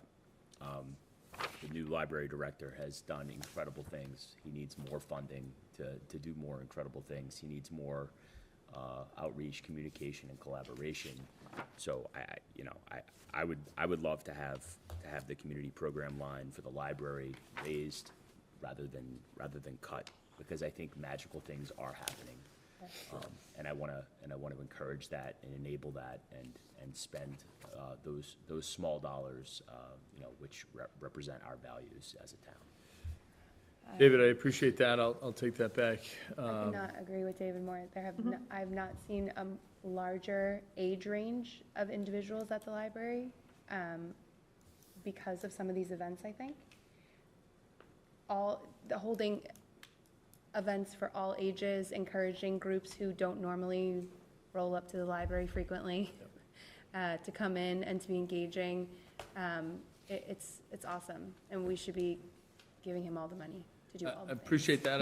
It was just a few years ago, a former member of this board asked me to go back and encourage that we add $10,000 to a community programming line, and it was this board that actually, initially seeded that.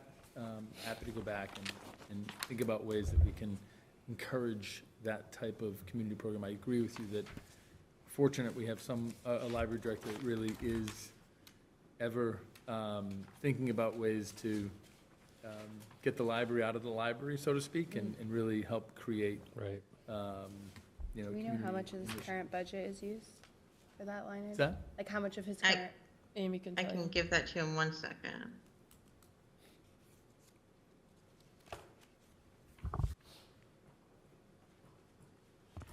So as of this moment, out of the $10,000 budget that they had this year, they transferred 1,700 of it to a different line, and they've used 2,500 of the budget, so they have 5,700 remaining. Okay. I do want to note that the reduction to community programming was one that the director himself put in, and not one that we sliced and diced while we were balancing the budget. Good to know. So I know he does have a plan for that, though I'm sure he would very much welcome more money. Right. Right. Do the Friends, no, what is the Is there a Friends It of the is Library? the Friends. Friends of the library, yeah. And so the Friends of the Library, do they do fundraisers and things like that? Oh, yeah. They do a flower sale. Whoa. Could buy bulbs. Is that on Earth Day? I don't know. I just remember I bought bulbs from. We gotta get the communication committee together. Who knows? I don't know. I if know the any director activities- met with the Friends, I believe, last week, to talk with them about a number of things, so I can, the town administrator, I can get an update from him to give to the board. That'd be great. Okay, recreation. Beach sticker processing. And sup. Yeah, well, no. I just want to talk about the beach sticker processing. So how much are we exactly paying? How much does it cost to do this, to pay a company to do it, and why haven't we done this in-house? You know, David, I asked that question 2 weeks ago, and Didn't get an answer? no, I did. I actually, Sean, I have the whole email from the recreation director if you want me to just Sure. give her, because she gave a very thorough email on that, so. Let me just pull it. I was just looking at it earlier, too. I was looking to kind of bring that in-house. I was like, look, we can't be that much to buy stickers. Yeah, And so part of it is processing. It's 2,000 envelopes, and, I mean, like, it's a lot of staff time too, I mean. Right. I'm just more curious Just than wanna know anything what it else. is. Yeah. Yeah. Go for it, Yeah, Amy. so the bulk of that is the processing through City Hall systems. So we pay $3.50. We originally were paying $3.50 per sticker for processing, and now we're up to $4.50, as well as they are now passing along the credit card fee to the purchaser. So it's actually going to be even more for people who are purchasing it through City Hall systems. We have talked about trying to bring this, at least give an option to bring this in-house so that you can get them at resident services, because the printing cost for the stickers is actually very small. So Like bringing them in-house would actually, she estimates that for the number of people who pay by check, if all of those people came and bought them at resident services, as well as if a portion of the credit card customers came in with cash or checks to pay at resident services, we'd save about $2,500, and that's on the most conservative estimate. So hopefully we can do some of that this year to reduce the cost, but since it isn't already in place, we didn't want to not Right. budget enough for that line. Got I it. think it's just from personal experience, the fact that you have to order it online, you pay the fees, and then you get it mailed to you. Like, if I could just go down to town hall and do it, that would be much more convenient. And if it's gonna cost us less, then it's a double win. Yeah. And if we could take that money and invest it in Stand-up additional paddleboards. community programs, stand-up paddle boards, Understood, what have you. understood. I'm still, keen on trying to see if there's some efficiencies there. We were looking at it just a couple weeks ago. I have kind of pressed a number of these lines, but certainly I'll follow up with Amy and Danielle. I do think, look, it's a convenient way for residents to get a beach sticker, but How much do they cost? I think they're 20. Like Amy, 20 how or much is the beach? 25? Is it- They, last year they were 24, Yeah. a regular beach sticker, $7 for the seniors. But I know that we are, putting together the list of fees for the board, and that's one of the ones that we're proposing increasing. Okay. How many do you sell a year? That is in the same email.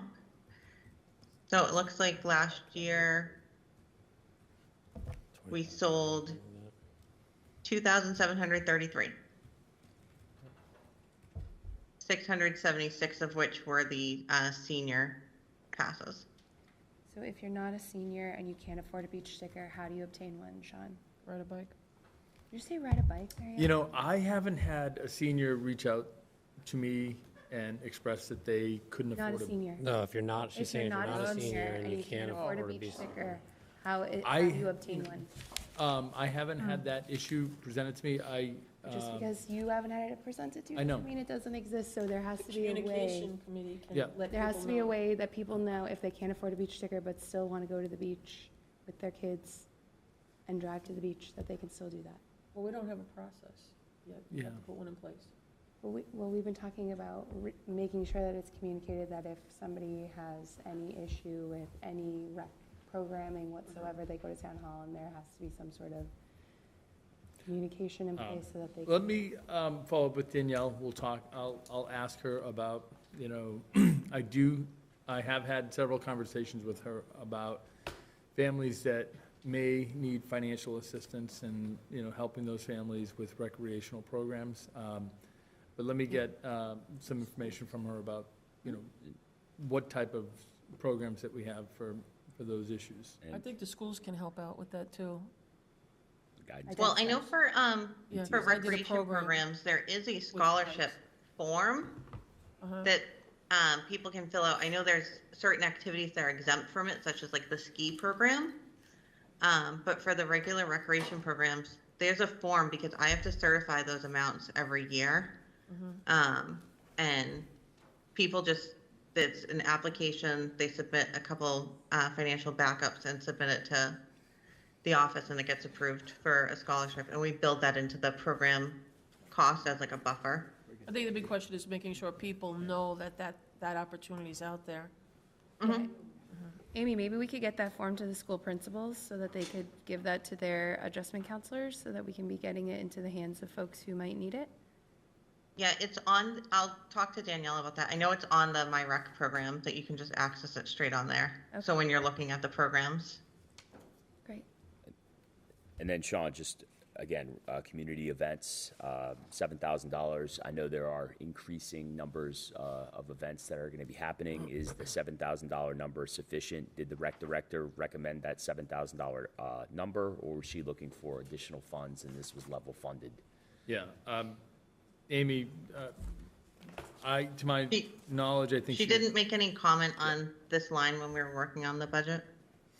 You've also got to keep in mind, we've got rec revolving accounts that really concede, you know, some of the programs that folks are paying a nominal fee for. So there are a couple of other ways that we can fund recreational initiatives, but I hear you. Yeah, I mean, I do think that we budget a very low amount of funds comparatively. If I look around to similar communities like Swampscott, you'll see that, you know, we have a very anemic level of funding in recreation. But this is something that I think, you know, we've got to look at over some time. We've balanced that with our revolving fund, but certainly.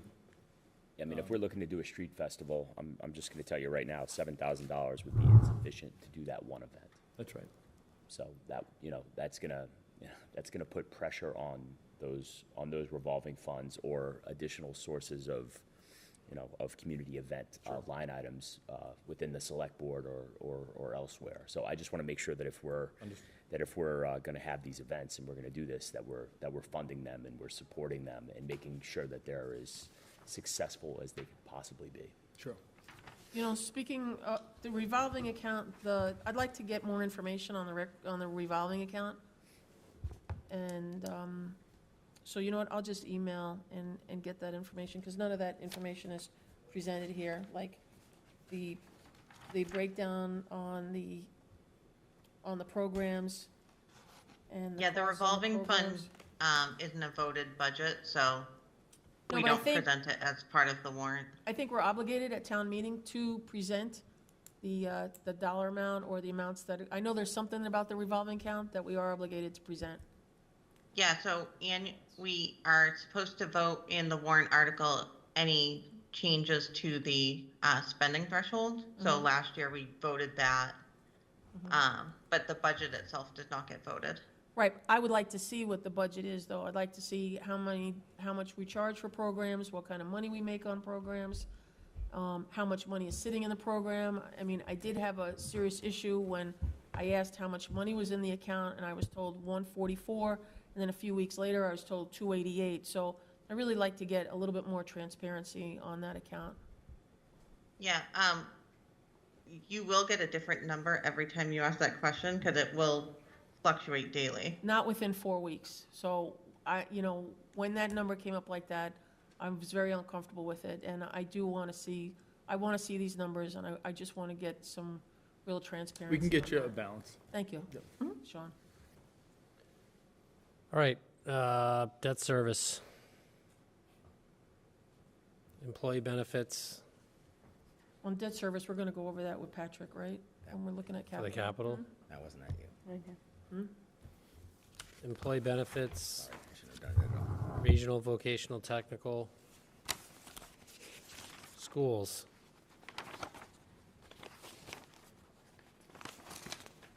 State assessments.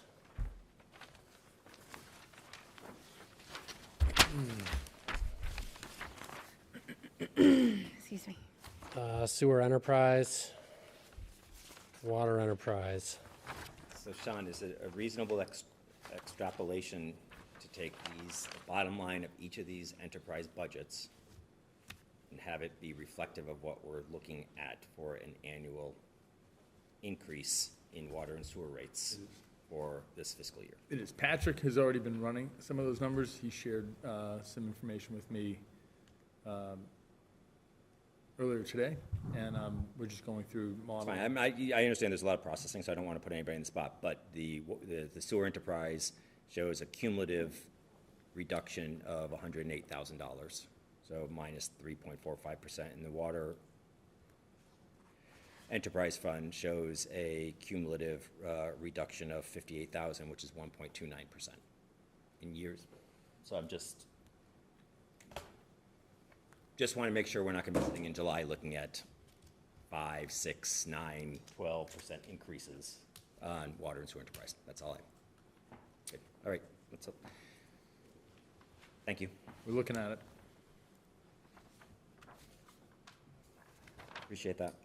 We're looking at it with the sense that we may be able to recommend use of retained earnings for the annual town meeting to help, offset. To reduce. Reduce it. Yeah, but, We have a policy for that, right? You mean like Number, a floor? percentage number on it? Yeah. or- Mm-hmm. Yeah, we have a percentage. Okay. What was it, Patrick? Okay. All right, PEG and solid waste enterprise funds. I have a question on the solid waste. So, on the contract, that's the forecast out on what the cost of contract is gonna be? Or is Yes, that that's the actual based off the contract? rates and current tonnage trending. Is that, are we in a 3-year contract, or are we in a annual contract, or It was a 5, yeah. it's a 5-year contract? And then, we spend 5,000 on composting? Yes. We should spend more. Is that, and that's not even since Diane has gotten involved. That's for the That's for composting at the the barrels, right? dog park and the Police station. police station.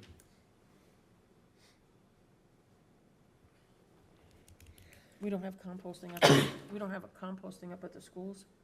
They do, they now. We do have composting at the school. That's different. We need composting at the senior center. We do. At least until we get the kitchen, because no one wants to eat the food, so they just throw it away. Well, my guess is you're gonna have composting at all town properties. Yeah. All right, I think we're done. So I just want to encourage, I think many of you have, but even in recorded form, listening to FinCom, they do get very granular, and it really is I've Yeah. benefited just by listening. Right. DPW and fire was this week. Next week is police and, I'm forgetting who, police and And the town administrator will be there on Monday. Town administrator, how could I forget him? Special guest. And it is also a joint meeting with CIC to discuss capital. Speaking of which, good segue. So should we wait until next week to talk about capital? I would love to.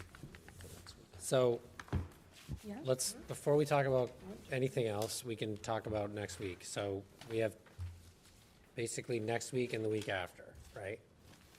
For everything before we have to close the warrant. That'd be great. So I'm open to ideas and suggestions, 9, 10.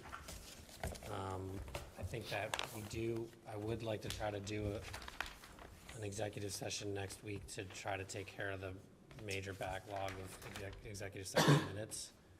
So I do want to try to do that. So if we had a regular meeting, it would be just to do more of this. And so we can work through CIC tonight and maybe feel like we don't need a regular meeting next week. CIC has 80 projects that we're gonna step through. It's like a minute a page. I do not I want feel like touch it would CIC probably be really beneficial to have FinCom go through it first.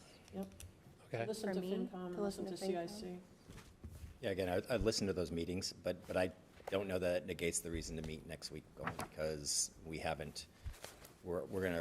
voted to open a warrant tonight, Right. but We haven't even talked about we it. haven't even talked about the Yeah. warrant. Sure. And between, just off the top of my head, right, I know the planning board has the ADU. I think the planning board is looking at 3A zoning.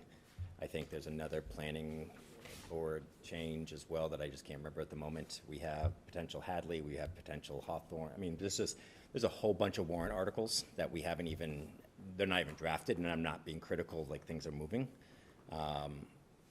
So meeting next week, Wednesday, the 12th, and then a meeting the following Wednesday, the 19th. I think, Peter, you're unavailable probably on the 19th. Yeah, I may be able to join virtually. Okay. And the 19th would be the day that we'd likely close the warrant. The last day that we can is the 24th, which is the Monday before the election. Yeah, so let's just be honest with ourselves, though, that the 19th, Well, if it's not the 19th, then it's No, it's the 20th. No, I'm going to share my past experience to Yeah. let you know that I don't think we've ever closed the warrant early, meaning Right. more than 24 hours before we need to go to print. And that's just a byproduct of the fact that there's so many moving parts and so many eyes reviewing language, including town council, including staff, including us. I'm just saying So we might have to meet on the 24th. It'd be wonderful if it was more methodical and patient, but it's not proven out ever to be that way. And there's just enough moving parts right now that this feels like it's a town meeting that's going to be 2 nights with, if the moderator's here, I'm guessing he would guess a 3rd night, just because it feels like there's enough stuff going to happen. With the zoning articles alone, just bring about significant conversation, and we potentially are throwing a Hadley article on there as well. And I should have an update next week for you all on the Hadley as well. So that's just, anyways, I'm just giving my 2 cents. I hope to be wrong. Yeah, I'd like that Hadley update a little sooner rather than later. Any kind of conversation. I'm going to give you a Hadley update next Wednesday. The 12th. Yeah, I'm just waiting for the dates. We're going to get the marketability study is coming back. I just don't have the exact date, and then the feasibility, which we've talked. The marketability is coming back, and I'm hoping that I can try and get it for next week. I just don't know yet, so I can't commit to that. I've asked them to give me a date. So, okay, so it sounds like everyone's feeling like let's stop tonight, do the warrant for the town election. Sorry, Patrick. Patrick, are you upset about that? And then plan on the 19th too, and probably the 24th. So everyone's good with that. Yep. Okay, and then, doesn't seem like anyone's listening at home. I should have mentioned this earlier, but we're not talking about Pine Street purchase and sale tonight, because there's no update there, but hopefully we'll be talking about that next week as well. So let's do the warrant for the town election.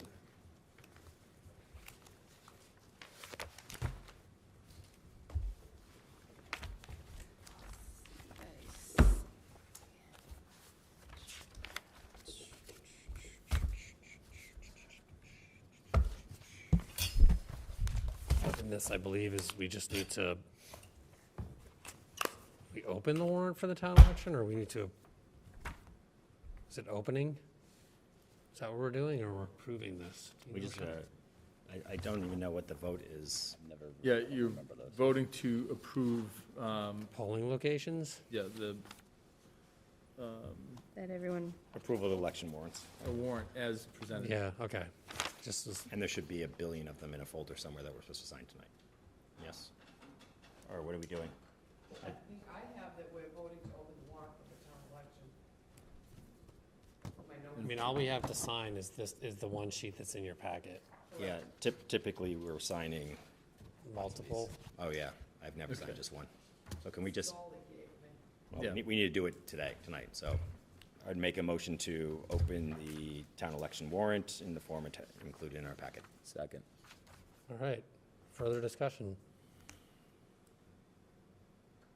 All those in favor? aye. Aye. Okay. Now, if there are more things that we have to sign, can they just use our electronic signature? Yeah, everybody fine. I mean, I'm fine with that. I believe in the past we have signed, during COVID, we may have done electric, so it's different, but I'm just saying, I know in the past we've had multiple of these to sign. Why would you have to sign more, though? Because I think I can't answer the question. For each precinct, maybe? I believe I don't know. I can't answer the question. I just know that if we sign. I'll look into it and I'll, Yeah, make sure that we're You have my permission to go electric. doing whatever we need to do. Okay. Consent agenda. The consent agenda consists of the minutes of our meeting from March 15th. Is there a motion to approve the consent agenda? So moved. Second. Any further discussion? All those in favor? Aye. Aye. All right, Sean. okay. Appreciate the board's review of the budget. We are looking at fees, and as Amy had mentioned, we'll have some recommendations for increasing some fees. I did meet with Harbor Master last week, and he is recommending that we increase some of the mooring fees, and we also met with a company called Aqua, and they are going to be helping us coordinate some of the mooring field responsibilities. Aqua works with Marblehead and Boston and a number of other communities, and we're going to try them out. Library's moving on a number of fronts. They're working with their library website redesign and really working through a number of community programs. They have just launched 10 subscribers with a new Roku service, so if you're looking for online streaming services, you can rent that out from the Library of Things. Lots of grants are being applied for. They're looking for new makerspace. Lastly, the library is working with an architect for some exterior redesign to reimagine how to enter the building, in particular looking at ADA accessibility. Both police and fire departments are out looking for new candidates. Chief Casada reported to me that 65 individuals took the test for our recent police exam. 38 passed. Of the 38 that passed, 13 took the physical abilities test and 9 passed. This is a fairly low number, and I've asked the chief to really think about how to look at the recruitment and testing process and find a more efficient way to fill these positions. We'll have to certainly work with the union on this, but we're in the midst of a accreditation process as well as promotional process for 2 sergeants, so it's a busy time.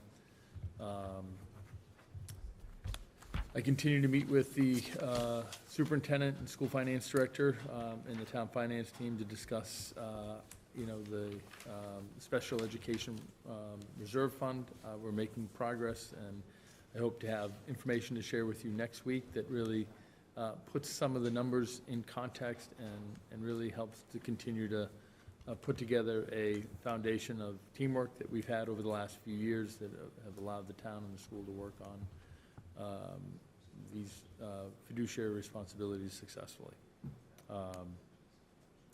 Jared Liberty, our town clerk, has been doing some extraordinary work pulling together our annual town report. It's the first time that we've pulled this together in years, and Jared really has helped pull that together. I have a draft of it, and really it's our hope that we'll get that out to town meeting members along with the warrant. Board of Health is moving forward with a recycling program for boat wrapping. So if you have a boat and you've got it wrapped, we have information out on our website, and we sent out a robocall for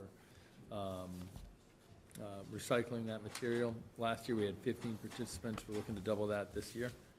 Our rec department is busy coordinating the delivery of 12 new paddle boards and 6 new sailboats this month. We have an Easter egg hunt at Town Hall Lawn this Saturday, April 8th. We have our annual fireworks funding programs underway, and certainly want to thank Danielle and Jackie for coordinating our first St. Patrick's Day luncheon at the Hawthorne. Last Friday, I stopped down at the Senior Center to really congratulate the staff for coordinating their first By the Sea Social Day program. This is a program that we've looked to launch over the last few years. This starts a trial program where we're going to be providing some support for families that have loved ones with dementia or need some care. I think this is a really wonderful way for Swampscott to meet that emerging need.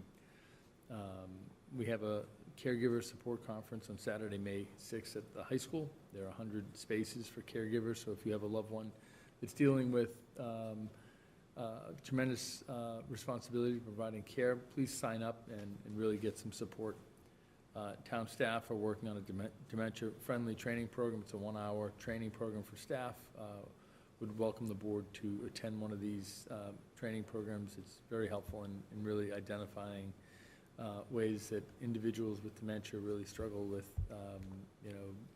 sensual impairments. We've filled a couple of positions over the DPW department. Pete's been busy working with the assistant town clerk screening, and we have a number of other positions that we're currently looking to fill. Fire department has an entrance exam on April 8th. We have 130 applicants.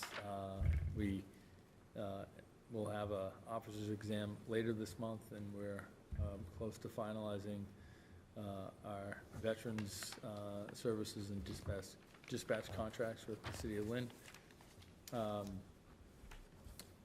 Last week, as I mentioned earlier, I had a productive conversation with our VFW Commander Patrick Burke and breakfast with Commander Jeff Blonder and General Andrea Gail Bennett of the DAV. I'll continue to coordinate some of those important relationships, but really want to thank the folks that are helping to support the Veterans Crossing organization. They have a number of events that they're planning, including Memorial Day and a number of summer concerts that really are going to help build a stronger base of veteran services in Swampscott. That's my report. Oh, lastly, there is a diaper drive. Did you know that April is National Child Abuse Prevention Month? So in recognition of this, our health department is participating in a regional diaper drive with other health departments in the area. So we are looking for new and unopened diaper packages. All sizes are needed. Newborn size 6, size 5, and 6 are a great need, and baby wipes. The collection dates are April 3rd through and April 28th. You can drop these off at Swampscott Town Hall, Swampscott Library, in the main entrance. Drop-off times are regular business hours, but certainly if you could get the word out, these are greatly in need, and would appreciate any donations that people have. Great. Sean, I had two quick questions. First was about the Board of Health, the boat wrap recycling program.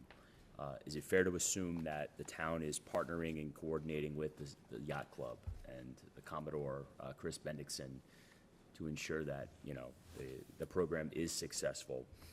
And, you know, I'm happy to facilitate, make an introduction, connect Jeff. I have to not Chris. connected with the Commodore, but certainly it's a great idea, and I'm happy to reach out and see. Yeah, I just want this to be as successful Sure. a program as possible, so I'm happy to make that connection. And then just about the police, when we talk about the 65 individuals who took the most recent test, 38 passed, and then there were 13 who took the physical abilities test. Are the 13 who took the physical abilities test, did they take, are those individuals, are there 25 who have yet to take the physical test, or what happened to those 25 individuals? You know, we had a conflict on that. What I heard, that the state police had an exam that day too, and I think a number of individuals may have just decided to take the state police exam. And so I've reached out to the chief to try to see if we can have another day for that physical fitness test. Individuals did pay money to take the exam, and certainly want to make sure that we have as many individuals take that test. Also, is that unusual? Yep. I mean, do you know? Look, I think. I'm sorry, what was Is the it question? unusual for that, like a number of people to take the written test, then not? To pay to Yeah. take the written Not test take the and then have 2/3 of them not show up for the physical Yeah. test, it tells you there's something wrong. Yeah, So, something is wrong, and certainly, look, we're learning as we go, and, you know, we're trying to address some of these challenges. We've got to figure this out. I've asked the chief to come back and give me some information about how we can be more effective. so let's just stay on, I was going to ask the same question David asked. So is the chief rescheduling and having another physical fitness exam? I believe he is. Yes. Okay. The reason I said yes is I know someone who took the test, and I asked how many people were there, and she told me that there was a smaller number, and one of the reasons there was a smaller number is because civil service or the state, whichever one, had decided to, after this date was posted, they actually released their date. So more people went to their date, and so we got shortchanged, and that there's another date scheduled for Swampscott, so. Great, so it's been There is scheduled? another day. Good. There's another day there, and that will be honored. And so those 25 people are being notified? Yeah. Of that? yes. That just, I'm asking that they be notified. You don't actually have to say they have been. Just let's make sure they're notified. Please. Got it. Okay. And so we're not taking any action then on the candidate pool until that physical fitness test is taken and? We're not. Okay, thank you. My second thing, since I already spoke up, is just if you have an update on how your conversations with Tedesco have gone. As we talked about, Tedesco this year decided not to allow the town of Swampscott to have a charitable golf tournament, which is the predominant fundraiser for our fireworks, putting the pressure on taxpayers, donations, et cetera. For some reason, Tedesco decided that we didn't need to have a yearly fundraiser and doing every other year now. So I'm just wondering how your conversation with Tedesco went.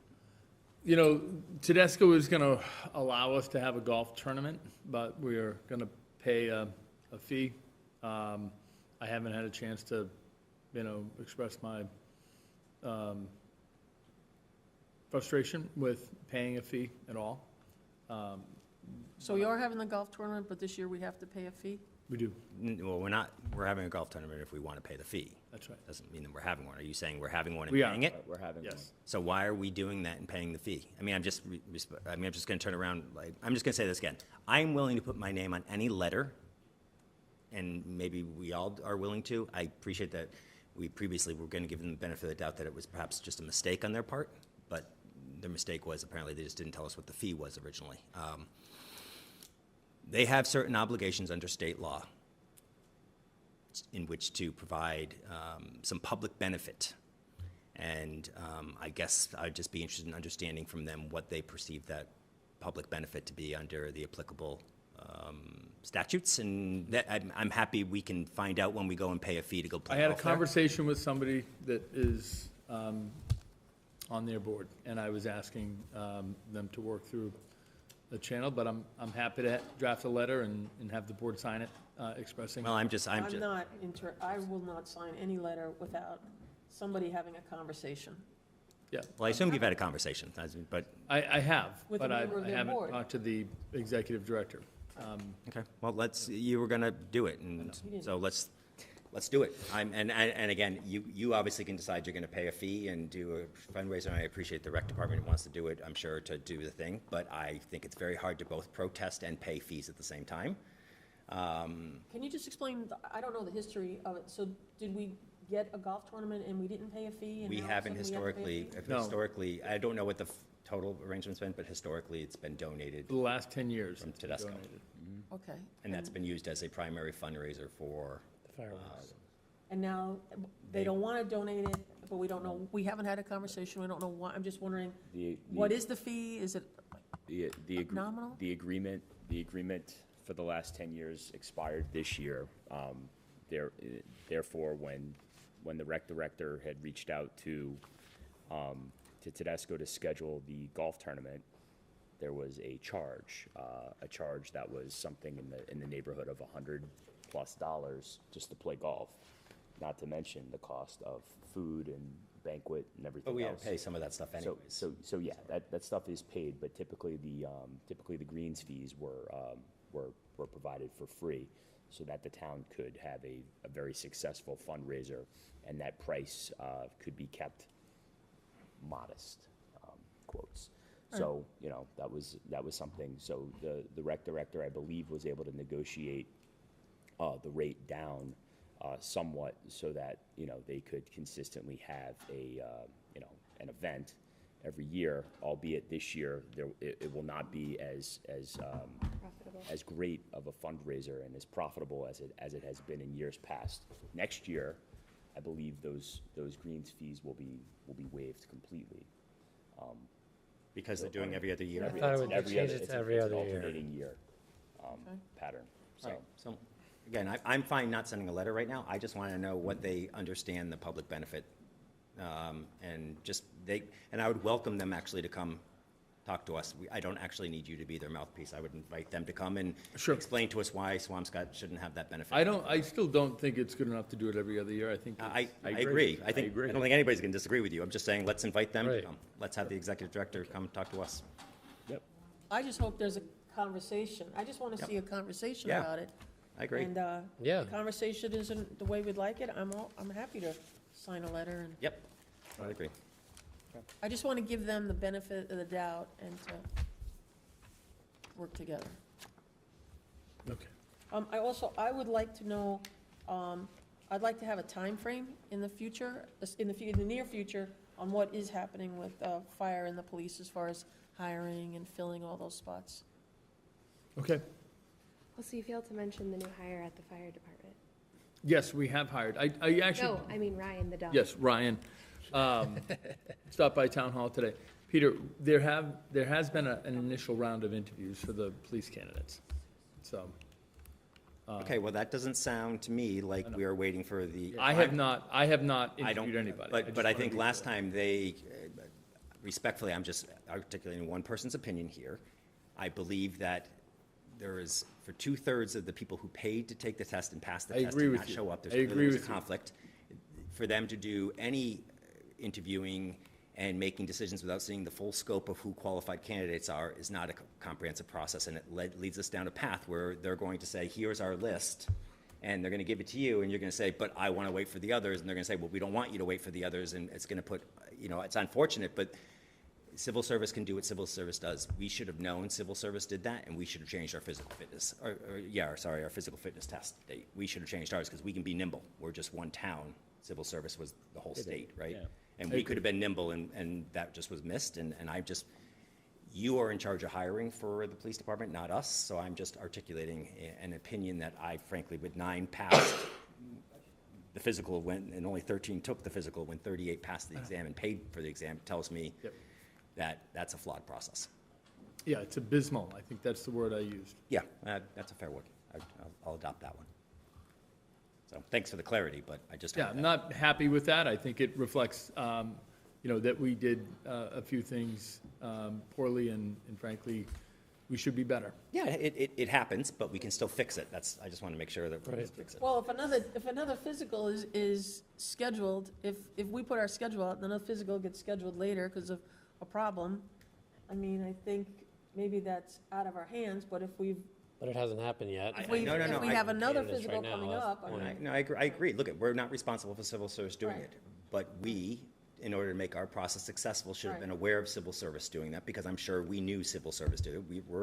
The communications are not. I think we might want to check with that. And so I'm just saying, I believe we should want to know that our dates are clear and do it. That's all. It's just, these people, we had 38 people pass the test, 65 of them paid to take it. And only 1/3 of the people that passed showed up for the physical. I mean, that's just not, that's a flawed process for whatever reason, period. Hard stop. Like, that's not, there's something wrong there. And before you explained the civil service, or whoever explained the civil service conflict, I was gonna ask us to do interviews with the 25 individuals that decided not to take the physical test and ask them why they didn't want to take the physical test, because that's just a glaring number of the problem. Right. Yeah, So I'm glad that there was a conflict, right? Because at least we have an explanation, but I don't think the process should proceed, personally. Understood. Yeah. All right. Select board time.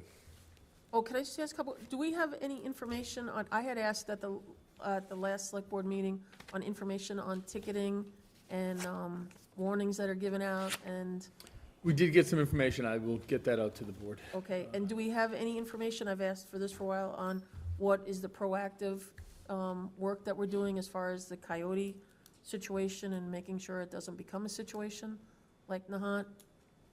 I have met with the chief, and I've had a discussion with the ACO, and we're working on a proactive plan. I'll have an update next week. Okay, great. And I would just like to, I don't know, at some point, I guess we have the warrant going, we got a lot of stuff going on right now, but I really want to have conversations about ARPA money. Those are my questions for you. Those are just my questions. That's not my select board time. Okay. Select board time? Mary Ellen, you want to go? Want me to do my select board time now? You want to just roll into All it? right, so I just want to give the update on a couple of my committees. Sean already updated on the Board of Health. Disability Commission didn't meet at their last meeting because there was a problem with the non-Zoom to Zoom. We couldn't get into it, so they're meeting now. Solid Waste is very busy with speaking with Republic and getting additional data together. I'm going to talk to them about composting and get some other numbers. I know Wayne would like to come back and have a conversation. It's just we are a little bit time limited, so as soon as we can book Wayne from Solid Waste to come in, he'd like to do that. And the assessors are processing abatements, and they're 2/3 of the way through. All the exemptions on excise tax applications are kept up as they come in, and then Cheryl Musella, who is the new assessor, has hit the ground running, is doing a great job. So that's my update. I have a couple of updates. So first and foremost, save the date, July 15th. Saturday, July 15th will be the fourth annual Bentwater Day at the beach. This is going to be a day full of live music, full of food, and full of Bentwater beer and community building. And another update. Katie and I yesterday met with a group of 4 Clark moms. These were very passionate women that want to bring back Big Blue Bargains, and they want to do that in a big way. And they're thinking outside of the box, and they're not going to wait for the town or the school.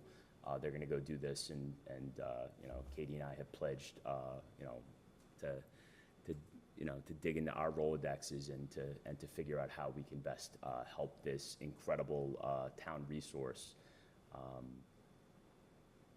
emerge like a phoenix. So, you know, hopefully we will see the resurgence of Big Blue Bargains in the coming weeks and months.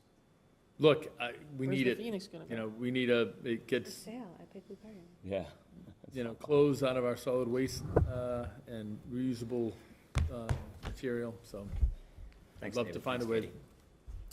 Thanks, these 4 Clark moms. I want to thank Marilyn Cassidy for meeting me at Andrew Chapel and showing me inside that beautiful building. I know that that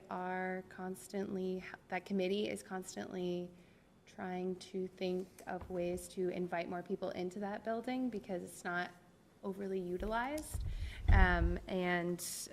So I have pledged to get a select board meeting in there. Hopefully that can happen. I wasn't joking when I said welcome to the new fire dog, Ryan. And I don't think we announced I can't remember if we announced when Sora, the school resource dog, came on. And I would be remiss if I didn't mention Sora if I mentioned Ryan. So I know both of these animals bring a lot of joy to our community. They bring a smile to everybody's face. I saw Chief Archer walking Ryan today, and how could you not smile? I mean, it's a puppy. It was amazing. And so I just love that those things are happening around town, and any way that we can pledge to continue to see those things come into fruition. It's great in my book. I want to thank Superintendent Angelakis for inviting the elementary school PTOs to a meeting recently to talk about the unification of the PTOs and what it will look like for the new school, and helping start that process of combining PTOs, because before you know it, we'll be there. And so that was very exciting. And also, I want to let everybody who's on the Zoom call know I will be having lunch at the Senior Center on April 11th. So if you want to have some lunch at the Senior Center with me, come on down. That's it. All set, Peter.